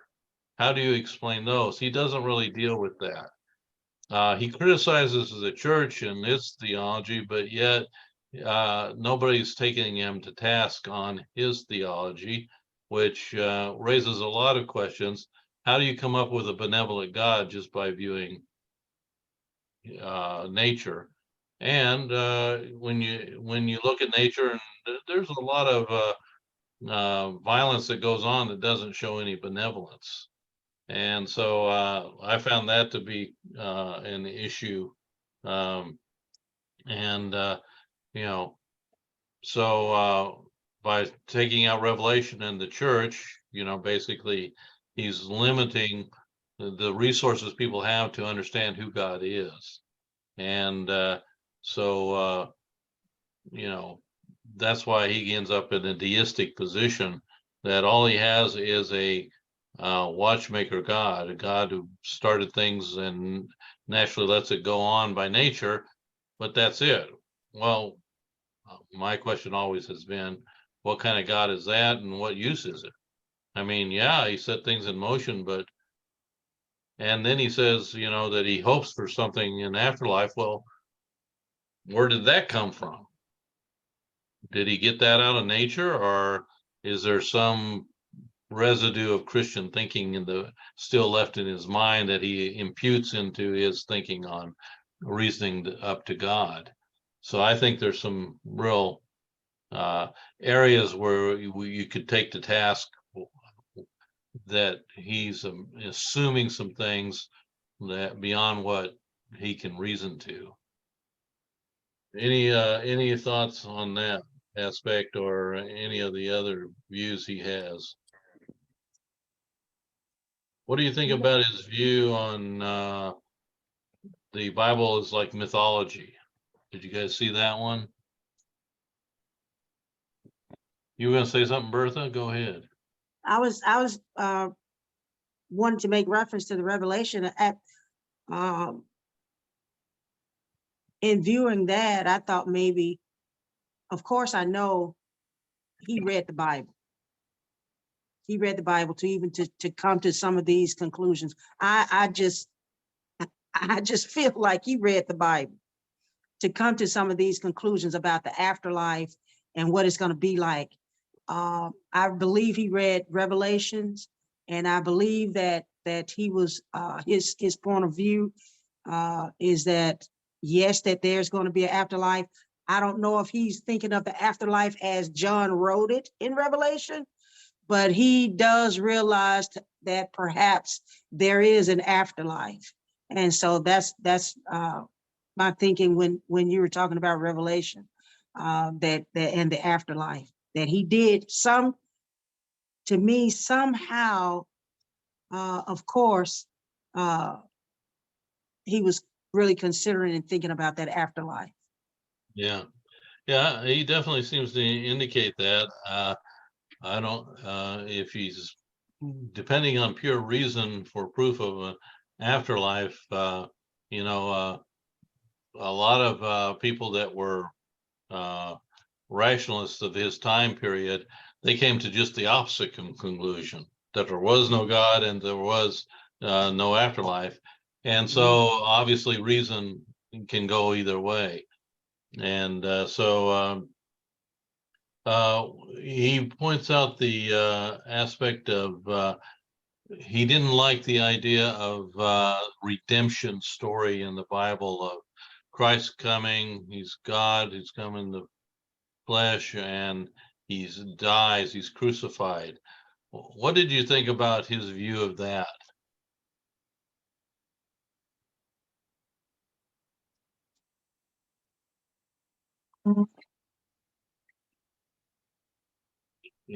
Can you summarize kind of his perspective of that redemptive story that is central to Christianity, but not to him? I mean, to me, it seems like he's really kind of going back to when you were talking about the mythology side of it. It's almost kind of like he believes that there is a place, but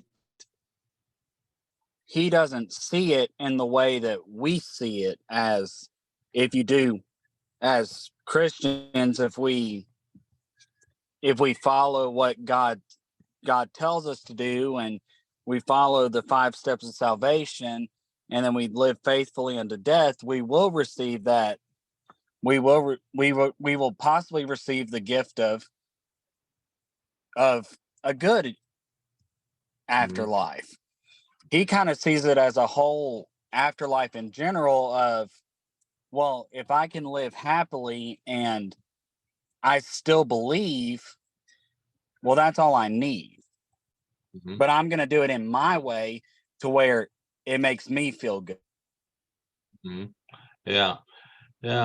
For him, you know, he talked, the redemptive story appeared to him to say, well, this is like some stories in mythology, you know, but if you really read the mythology that he's talking about, there is really no resemblance at all, which is, it's an unfair characterization.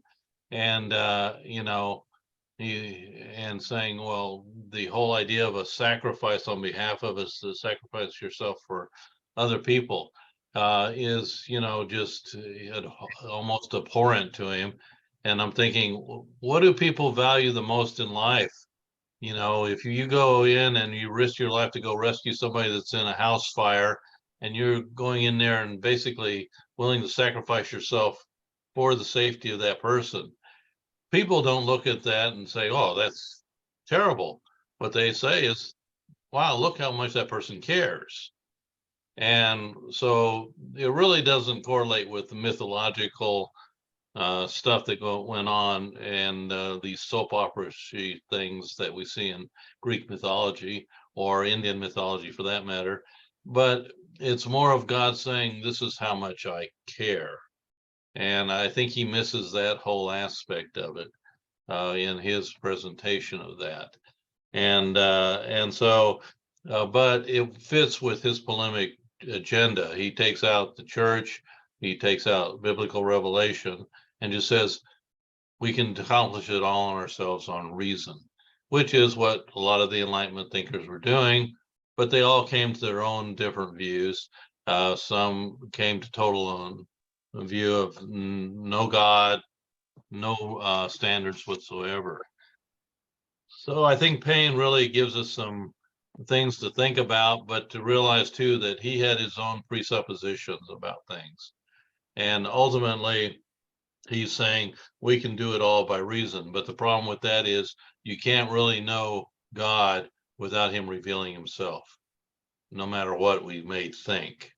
And that Bible makes that very clear that, I'm going to reveal myself to you. It's like God sending Moses to get the Israelites. And he says, well, who do I say sends me? He says, tell them God sent you. And he says, they're going to ask me which one. How do I answer that one? And he says, I am who I am. In other words, he's going to reveal himself, and people will know. And so you can't really have the true God without God being someone who personally reveals himself. And I think that's a real limitation of his view. All right. Well, appreciate the insights on Payne's work. The next one will be Mere Christianity, which you guys are preparing for. I think Alexander, Christian, and Cody, you'll be leading that discussions. Christian has book 1 and 2, and you have book 3. So I'm not going to say much in that. You guys are going to present and lead the discussion on discussing Mere Christianity. And so right now we want to move to the last thing, which is the next presentation on worldview. And I know Christian has been wanting me to release that one to see since the beginning, but I have some reasons for not opening it up until I cover certain parts in it.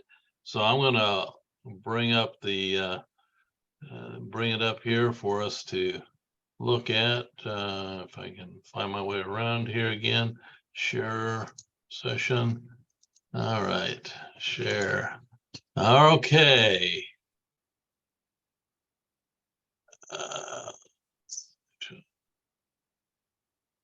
Okay, can you guys see that?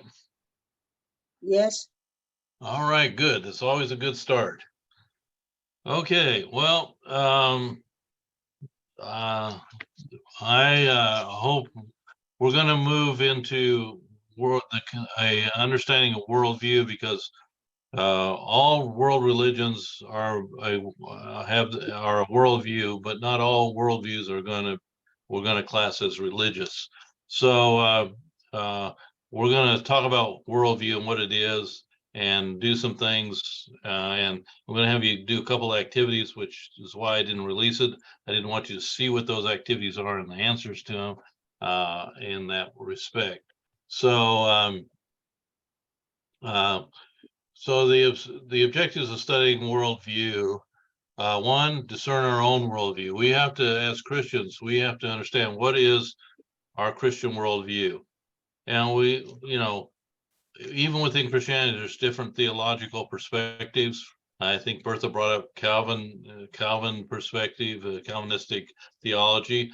I don't come from a Calvinistic background. I went to a Calvinist seminary, but I wasn't Calvinist and still not Calvinist, but it does bring different perspectives if you're a Calvinist or a non-Calvinist. But we need to discern overall. Christians share a overarching worldview to one degree or another. So we have to discern our own. Also, for studying worldviews, it's to celebrate God who created diversity of people. Boy, I had that. Why do I have diverse people? But anyway, God made this a diverse world. I mean, he created us that diversity emerged out of all the people as they populated the world. And we need to realize that it's in the midst of that diversity that God wants us to practice our Christian walk. It's to decrease cultural myopia. In other words, seeing things just from our own cultural perspective without understanding other people's perspectives. And so when we study worldviews, we're trying to open ourselves up to understanding why people believe what they believe. Why do they have this worldview as opposed to this worldview? What constitutes their worldview? How do they understand the world as compared to how I understand it as a Christian, in a Christian perspective? And then they increase our abilities to dialogue with people. The more we understand what people believe, the easier it is to dialogue and to discuss various things with people. And so we want to be able to increase our ability to do that, to increase our ability to teach about it, as well as just to have good conversations that are respectful of other people's views and lives. But we may not always agree, and certainly won't. You can't go very far in this world and agree always. You're going to always have some kind of disagreements, but you can disagree pleasantly. Improve our abilities in communicating the gospel, which is for Christians one of our primary directives. Facilitate bridge building between people. In other words, by learning about other people, we can find bridges that allow us to have better dialogue, to understand each other better, to live better with each other, even when we're disagree with how we understand the world. Ultimately, as Paul kind of put it, living as ambassadors for the kingdom by entering into others' lives who are also created in God's image, for whom God in the flesh lived and died. From a Christian perspective, we always have to remember that all people are created in God's image. And despite the fact they may not live in a way that follows God, they may have beliefs that are contrary to God, or there's all kinds of differences. We just have to remember that no matter what, they're created in the image of God, and he loves them, and he sent his son to die for them. And we are ambassadors to represent that concern for humanity. And if we don't represent him well, or we use things that are contrary to his will to try to get people to understand Jesus, then we're not really doing the job of a Christian that we're supposed to be doing. So when we talk about worldview, we're going to talk about the definition here. And the number one definition for me is this one by Paul Hebert. He was my mentor in my PhD studies. He wrote a lot of books and articles, but he was just one of the kindest guys you'd ever know. He had a PhD in anthropology. He also had a degree in physics, a degree in theology, but one of the kindest, gentlest guys you'd ever want to know, and very humble. His definition of worldview is the one I prefer. Worldview is a fundamental cognitive and affective and evaluative assumptions a group of people make about the nature of things and by which they order their lives. Now, the reason I like this one, I'm going to give you a simpler one here in a minute. He uses this term cognitive, affective, and evaluative, these three terms, because it's these three areas that help constitute our worldview. Other definitions do not use those. They will just say fundamental assumptions a group of people make about the nature of things and which they order their lives. They'll all agree with that. But this cognitive affective is helpful in studying worldviews. This one, worldviews are how people perceive and interpret reality, which they use for living. Okay, which is a good, simple definition as well. It just leaves out this cognitive affective evaluative part. John Sire, who's written a lot on worldviews from a philosophical perspective. Hebert approaches it from an anthropological perspective, but he just uses a set of presuppositions which we hold about the makeup of the world. That's true, but the part he leaves out is which they order for their, by which they order their lives, or by which they use for living. He would benefit him if that were included in it. Otherwise, it's correct, but limited. So for us, in class, this will be the definition I'll be using. This one will work. So, you'll have this on an exam, so, keep this in mind. But that's our definition of worldview, and we'll get into that some more here. Worldview and religion. Now, you have a link here to some videos.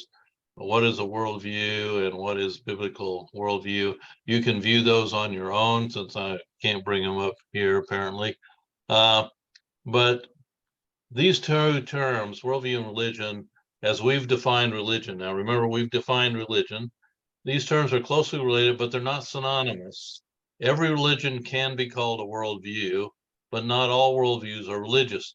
Now, that is depending on how you define religion. For example, the main world religions like Buddhism, Hinduism, and Islam are worldviews and religions.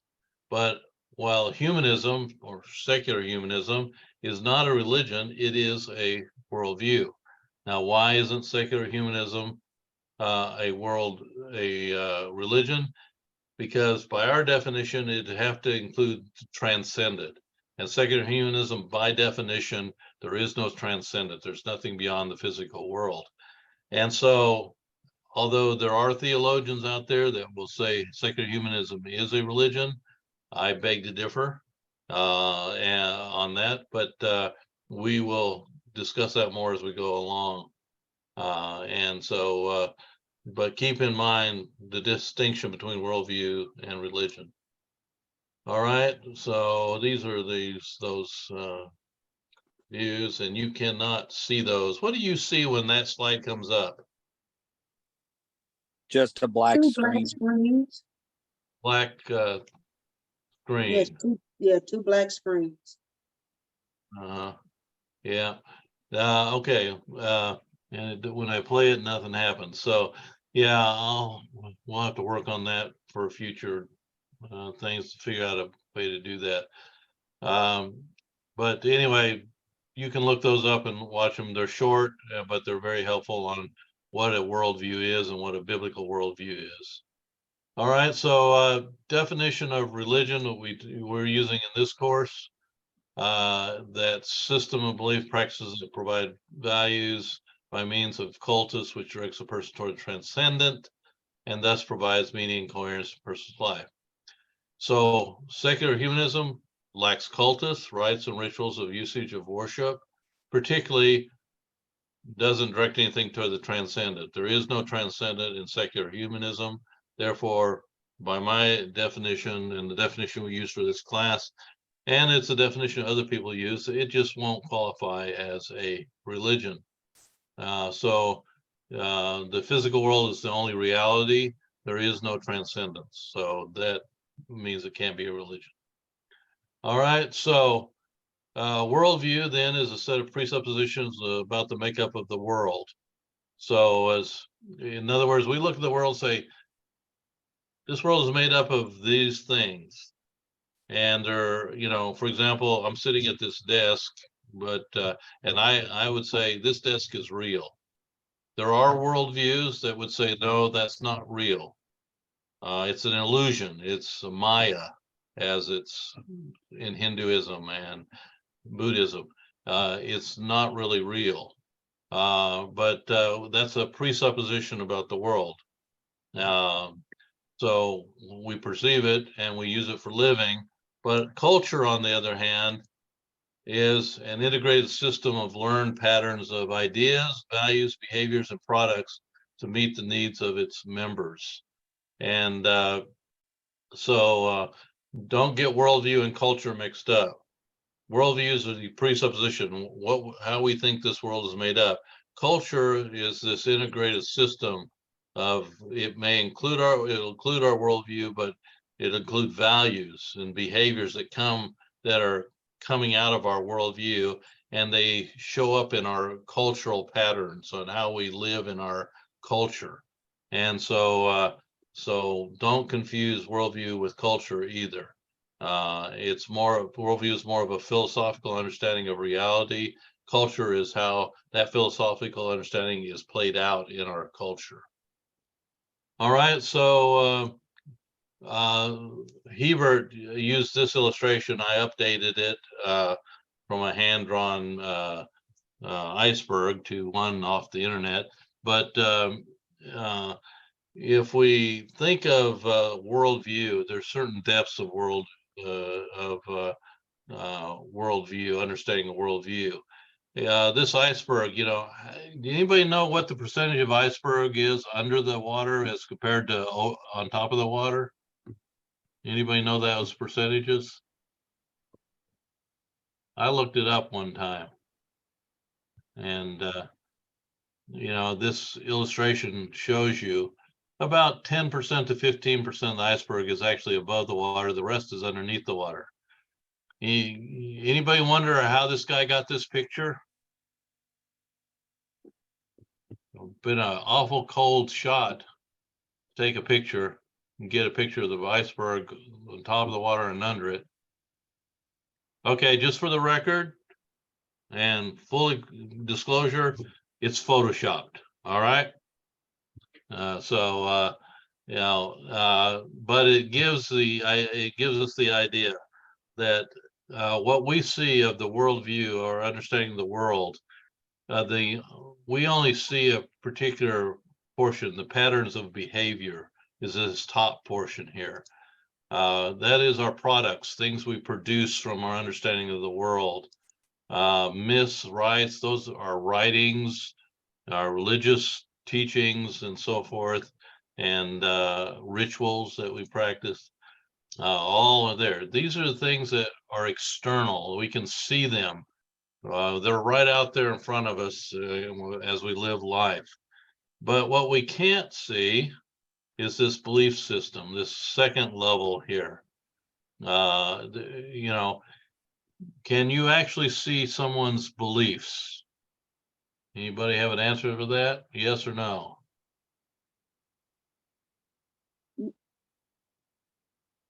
Can you literally see someone's beliefs? I think it depends. It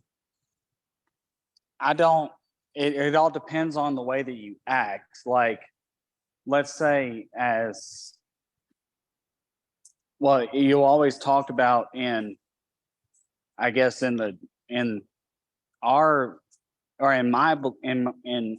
the way that I'm assuming we all believe is the way that we act. We're supposed to act as Christians. God tells us to act in ways of serving and praying for people and showing that he loves, or showing that we want to be with him in our worship. So that's kind of a way that we show, I guess, who we are. Yeah, but notice you're talking about products, our rites, our worship. Those are the patterns of behavior. You can see those, but you can't actually see the belief. You can't see in the heart of a person, say, okay, he sits up in the front at church, and so he must be really a good believer because he's sitting in the front. Can we know that's what his heart's beliefs are? No, not by that. No, we can see things that say, I think he has strong beliefs, but maybe he just wants you to think he's that way, so he sits up front. You know, Mhm. we can't actually see them. Does somebody else have a thought? No, I was just reflecting on, yes, I was just reflecting on the spiritual aspects that we spoke about earlier. And the spiritual aspects are the beliefs, whereas when we were talking about the rites and the rituals and Yeah, that's the outcomes from that belief. We assume your beliefs will show certain things if you believe certain things. And the same thing with the values. You got your beliefs, but you also have values. What's right, what's wrong, what's good, what's bad, and that's in this lower level because, you know, we have those values, but they're not perceptible as a physical item. But yet they manifest themselves up in the physical world because if your values say certain things are wrong, you're not going to practice them up there, or at least you try not to practice them up there, right? And so that's under the water. That's not seeable, but you see the outcomes of it. Well, the lower level of the iceberg is what's the worldview. And this is made up of themes. And we'll talk about what those are. Epistemology is what's anybody define epistemology for me or tell me what it is?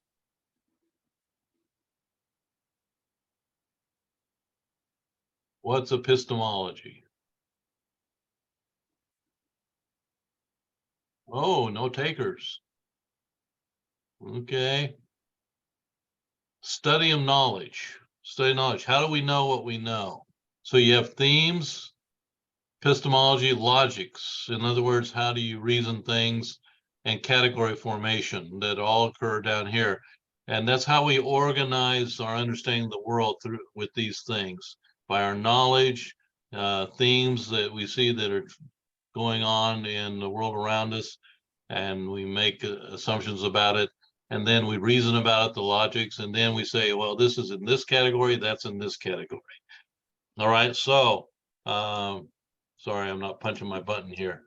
So in either case, when we're talking about worldviews, you got to keep these depths in mind. In worldviews, all we can see is this upper portion. The rest are down here, but they manifest themselves in the upper portion, but you can't see them in and of themselves. All right. Anybody have any questions on that?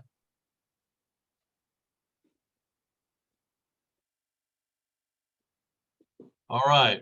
Well, just so we're going to talk about these themes, so you have a better understanding what the themes are. Time. Every culture has a view of time. So every worldview views time either linear, circular, or some other. There's pendulum and a few other time ways of viewing time. Space. Everybody has a view of space. How we understand space around us. You ever in a culture where the personal space is different from your own personal space? We Americans like space, personal space about an arm length. Is anybody gets closer than arm length, that's getting in our personal space usually. Where I worked in Africa, your personal space was about 6 inches from your face. And, I had to get used to that. But we also use space differently in different cultures and worldviews. Cosmic realities is another theme. What's out there in the world? Is it just physical, or is there non-physical things as well? Uh, View of self and others. How do we see ourselves related to other people? Do we see ourselves as, for example, Nazi Germany, they viewed themselves, that kind of perspective, saying, well, we are the supreme race, the Germanic people, and the rest of you are inferior, and thus we're justified in genocide. That's a self and others notion, and so in Christianity, there's what view of self and others. For us, everyone's created in the image of God and of equal value in God's sight. That's a theme. Notions of causality, what causes things, and some people may say, well, sickness is caused by an evil spirit, where others would say it's caused by a virus. That somewhat depends on your worldview. Universal human experience: birth, death, sex, childhood, adulthood, aged. All peoples have some understanding of this in their worldview. So all these themes are part of a worldview. Oops, I'm not punching my button again. Cosmic reality, self, others, notions of causality, universal human experience. So in that, I'm going to do several things here, and see what time we got. I think we've got time to do these things. One example of this, of use of time, for example, when you're you have an appointment with someone, let's say a colleague at work, and you say, we're going to have lunch at 1 o'clock. What time are you going to show up? Usually like probably 15 to 30 minutes beforehand to make sure you're there. Wow, you really are wanting to be there. I wouldn't show up that early. I'm always that one that's like, I'm way more earlier than I usually am, because I'm like so paranoid that I'm going to be late. Yeah, yeah, yeah. Well, generally, and you're doing that so you'll be there on time, right? Right. And usually so that way I can, if like, especially if I've set the lunch, then I can be the first one there to greet the person instead of them having to wait on me. That's right. Well, and that's most Americans. We said, well, I'll be there for sure at 1, but I might get there a little early. But if you're late, what do? You're a little late, 5 minutes or so. What do? You apologize, right? But suppose you're 15 to 30 minutes late, well, you better have a really good excuse, like you had a flat tire or something. If you're later than that, most Americans won't even wait for you, and you're kind of unforgivably late, in that. Now, in a traditional Arab culture, for example, if you're business partner people, and you set a time, and you say, we're going to eat, I'll meet you at 1, guess what time they're going to show up? Any guesses? 1:10. Probably right at 1 o'clock on the dot. No, we're going to show up at 2. Oh, wow. Okay. Yeah, we go, what? Why not just set it for 2? I'm sorry, that's just not the way it works. Because you are equal, they expect you to be late, or they expect you to be on time an hour later. And that's just the way it works. Now, if you're not equals, for example, in other words, you work for a certain person and they say 1 o'clock, you'll show up at 1 o'clock. But this is just a cultural thing. It's a different worldview, view of time, this theme of time. So just be aware that those occur. So these the worldviews have a social and cultural function, and a worldview, this understanding of the world and how it operates and everything, and how we understand it, it provides a cognitive foundation on which people build their systems of explanation. We say, based on this understanding of the world, this explains this, this, and this in the world I live in. And so that's part of what worldviews do. They also supply the rationale for a belief system. They say, okay, my worldview is this, and that means that, as far as my belief system, it fits with my belief system. And then it gives people emotional security. Most people don't like going through the world not understanding the world, not having an understanding of the world. People want to feel secure in that they see the world and understand it and feel like they understand how it operates. It also, worldviews, validates our deepest cultural norms. that my worldview conforms and to my the cultural norms I want in my culture, and then integrates the culture. A worldview says I see the culture working out with this worldview in mind, and it makes sense of my culture. And then it monitors cultural change. So when something changes drastically in your culture and you go, oh, that's flying in the face of my worldview doesn't want that or allow for it, or it thinks that kind of thing is wrong. And so your worldview monitors cultural change. So when you feel something in your culture that makes you uncomfortable, it's probably because it's challenging your worldview. And we have many things that are changing in our culture. For Christians, we most Christians take the perception that abortion is wrong, but yet our culture is challenging that notion and saying, no, you can have abortions whenever you want if you get pregnant, it's inconvenient or whatever. Well, that's a challenge to a Christian worldview.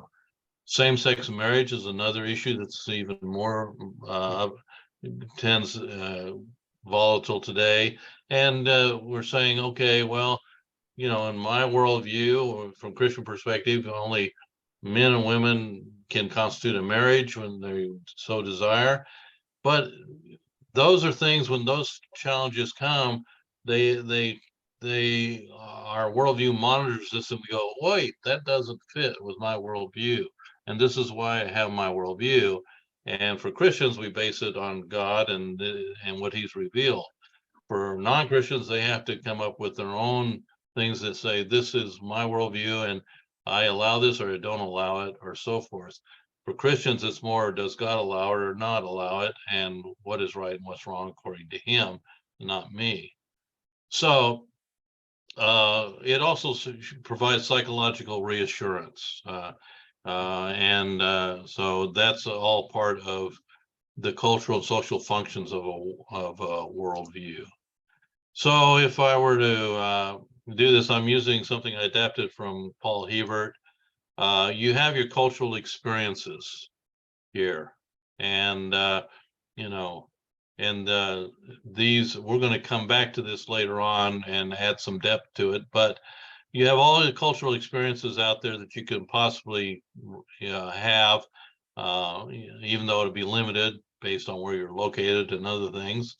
But out of these cultural experiences, you have the cognitive, the evaluative, and the affective. In other words, how you think about things, how you decide what's right and wrong, the evaluative, the affective, what you think is beautiful, nice, what kind of music you like, what kind of art is pleasing to you. And out of these three, you develop your worldview. So you take your experiences, part of that experience could be, you learn about Christ, you learn about the Bible, and that goes into your cognitive and your evaluative, and even your affective to some degree. And you start building your worldview, and out of that worldview, you make decisions on how you live in life. Your decisions in life are based on your worldview. If you believe that stealing isn't wrong, your decision may be, okay, I can go out and steal whenever I want. But most cultural experiences would say that's not right, but still people can come to that decision. And out of that decision, your behavior and products. And that feeds back into your culture right back here. And so as your worldview changes, so will your behavior. So for example, abortion is okay. If you buy into this and it becomes part of your worldview, your decision is, I can have an abortion, or I can support people having abortions whenever they want, or whatever it might be. From a Christian perspective, we would say, our teaching would say cognitive and evaluatively, no, that's not good for our culture, for certainly not good for the baby. But that's an example of that. All right, so to finish up for today, we're going to do the thing that was keeping me from opening this up. And so turn on your mics so everybody can interact on this one. And we're going to go into this. Have you ever done one of those things in school where it says which one of these things doesn't belong and they give you a list? Or when you were younger, they gave you pictures and they said, okay, I'm giving you this, which one doesn't belong? Did you take those tests? Mm-hmm. Yes. Yeah, I did too. Yeah. Okay, so we're going to take a test here and we'll see how you're going to do. Here's a picture of 3 adults and 1 child. Which one doesn't belong? The The child, child. Why? because there's more adults than there is a child, the children. Right? In other words, you have a category of adults and there's 3 of them, but there's only 1 child, right? So you say the child obviously is not in the right category here. Okay. If you were taking this exam, you would be exactly right, and you should take it that way because otherwise you're going to get a bad grade. All right. What about the next one? 3 wheels and a pair of pliers. Which one doesn't belong? The pair of pliers, Pair of pliers. Why? because there are 3 wheels. There are 3 wheels, and they are in the category of wheels, and a pliers in the category of what? Tool. Tools. Yeah. So you'd be right, and doing good so far on the exam. What about the next one?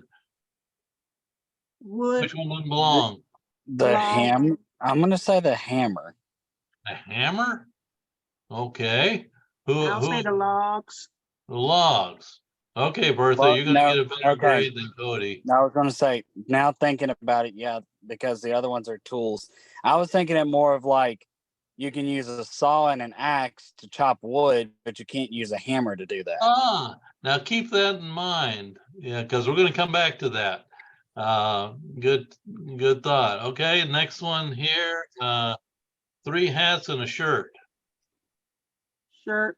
The shirt. The shirt, because you got a category of hats and then the category of shirt, and there's only 1 shirt, so the shirt doesn't belong. Okay, now if you answered it that way, you would have made 100% on the exam, and you would have looked good to the teacher.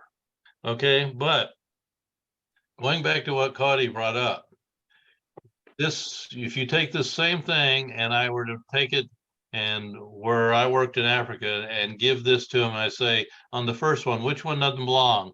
Guess what they're going to say? The hammer. Well, the first one, the The adults. first one, they would probably say the 3 people. No, what they say is one of the adults doesn't belong. Oh, got it. Oh Why? yeah, 2 parents, right? Male, female. Parents right. and a child. They're going to look at it from a functional perspective, and they'll say, well, you need 2 parents to have a child. And so the 1 adult doesn't belong. Now, notice, why do we use the category adults and child and then say the child doesn't belong? This is where we get into how we are taught to think in certain categories. This goes to the theme of categories. Mm-hmm. In other words, from our time we're in school on, we're taught to think in certain categories. And so we think, well, there's an adult category, child, so the child doesn't belong. But for people that are not taught in the same system or come from a different worldview, they're going to say, oh, one of the adults, because you need 2 parents and a child. Same thing that goes with the wheels and the tool there, the wrench. You only need 2 wheels for a cart, and a wrench is a good thing to help to fix the wheels, right? So they'll say one of the wheels. Now, Cody, going back to yours, when you took out the hammer, that's exactly what they would say. They said you don't need the hammer, but you do need firewood so you can cook your food, and both a axe and a saw will cut firewood. So it's a functional view as opposed to categories, theoretical categories. Same thing with the hats and the shirt. Now they would say, where's the pants? But, the basic idea is, well, you don't need 3 hats, but you certainly could use a shirt. So notice that's a functional view of how they understand it. But we are taught from very beginning to think in certain categories from our Western perspective, and we automatically pick the categories that we were taught with. And we just have to realize that different worldviews, they're going to put things in different categories. All right. Now I'm going to get to this last one. It's the last thing we're going to do because we're going to be rudely interrupted by the end of the class. If you now in class, I would tell you have some scratch paper. If you got some scratch paper, this would be good to do. You make these dots and the way they're set up here. And you make, about 5 different groups of the same dots here. Okay. Now, what I say in class usually is I say, using these dots, I want you to make a design. Now, using the design, using those dots, make a design. Can you do that? If you have scratch paper, do it. If not, see if you can make it in your mind. And what would they look like? This is one of the disadvantages to online sometimes, especially if you're not where you can write and put things. I can make a human with the head, the arms and legs stretched out. Yeah.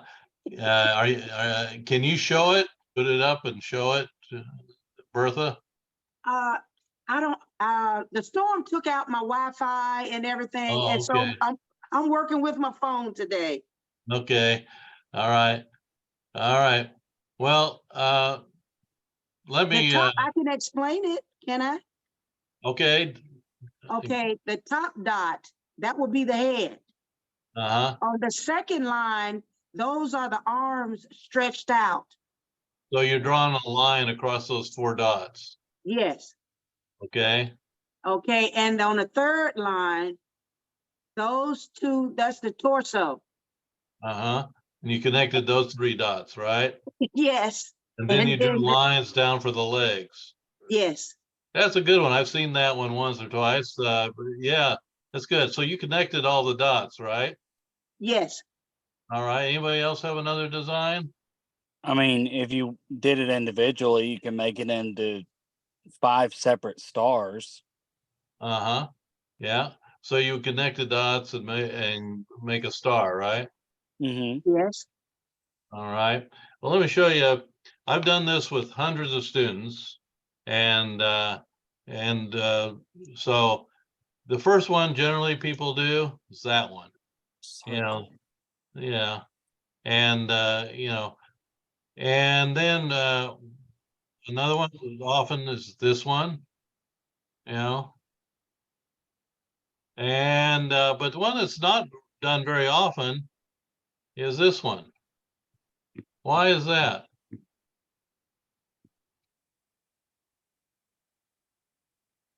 Are you talking about the circle? Uh-huh. When Why I is look at this? it, I don't think about a circle. I I think know. about, Because it doesn't make sense. Yeah, well, we're taught to do straight lines, right? yes, This Mhm. curved lines, right? correct. Okay. Now I have students every now and then that do this one or something like it. Very rare, but they do it. Most of them do something along these lines, or like you did, Bertha, with the person, and all kinds of things. The one thing they all have in common, every single one of them, I think I had one exception one time, and that person wasn't from the United States. They all connected the dots. Now, I told you using the dots to make a design. I did not tell you to connect the dots. Why did you guys think it was necessary to connect the dots? Because we were always taught to connect the dots as children. So a process. Correct. Yeah. When you do this one in India, you want to see what they do? What do That they do? right there, that one. Hmm. See that? They draw lines all around the dots and never connect a single dot. Hmm. Can you see that one? Huh. Yes. Uh-huh. Yeah. They didn't connect a single dot. Well, here's where you're seeing the influence on your worldview. You know, our education system, what we're taught by media and other things are always putting pressure on us to think in certain categories. You know, you weren't told to connect dots, yet you did it anyway. It's because from childhood on in your Mhm. education, you were taught connect the dots. And believe it or not, I've done this with hundreds of students, and in the American students, always connect the dots. Now, non-American students, not necessarily. And so the exercise here is to realize that our worldview is being taught us all the time, and we're being influenced by various things in our culture to think in certain categories, to think, is there a spiritual realm or is it just a physical realm? That's one of the areas. And there is a big push to say only the physical works is real and the other is not real. And so this is just a simple way of showing that we're so influenced by our culture, we don't even know it a lot of the time. And we have to be critical thinkers and think about our worldview and how we're being influenced on a daily basis. And realize that these items are an indication of how we can be influenced. And we need to break out and be critical thinkers to realize that is the world just made up of this, or is there more to it? Is there a God and is there not a God? If there is a God, what kind of God is he? And has he revealed himself? Is scripture revealing who he is and so forth? We need to keep all that in mind. All right, well, we're going to cut it off there, even though we got more to do in this one, and we'll get into the last section of that next time. We'll make up and get it in the next session. All right, any last thoughts or questions? No, sir. I think that I'm really excited about this. I learned a whole lot more than I did just in this one class. Well, I hope it's helpful to think about some of these foundational things as we get into the world religions, because as we see them and compare them, we have to understand that they're telling us something about their understanding of the world as compared to the biblical understanding. So yeah. All right. Well, we'll cut it off there, and we'll plan to get together same time next week, Thursday at 9. And we'll finish this one up, and then we'll get into the class presentations as well. And remember, if you haven't chosen which presentations you're going to do, let's see, Christian's I haven't chosen mine yet. Can I do August the 10th? Right, and Christian also has chosen to do the Gathering Storm chapters 1, 2, introduction 1 and 2. So other than those, Mere Christianity is full. So Cody, you and Bertha can choose. Cody, you got one more, and Bertha, you pick 2 out of the ones, and just send me an email about those, okay? Yes, sir. I sure will. Thank you so much. All right, well, you guys have a good rest of the day. See you next week. Yes, sir. All right, take care. Yes, sir. All Thank right. you. All right, bye.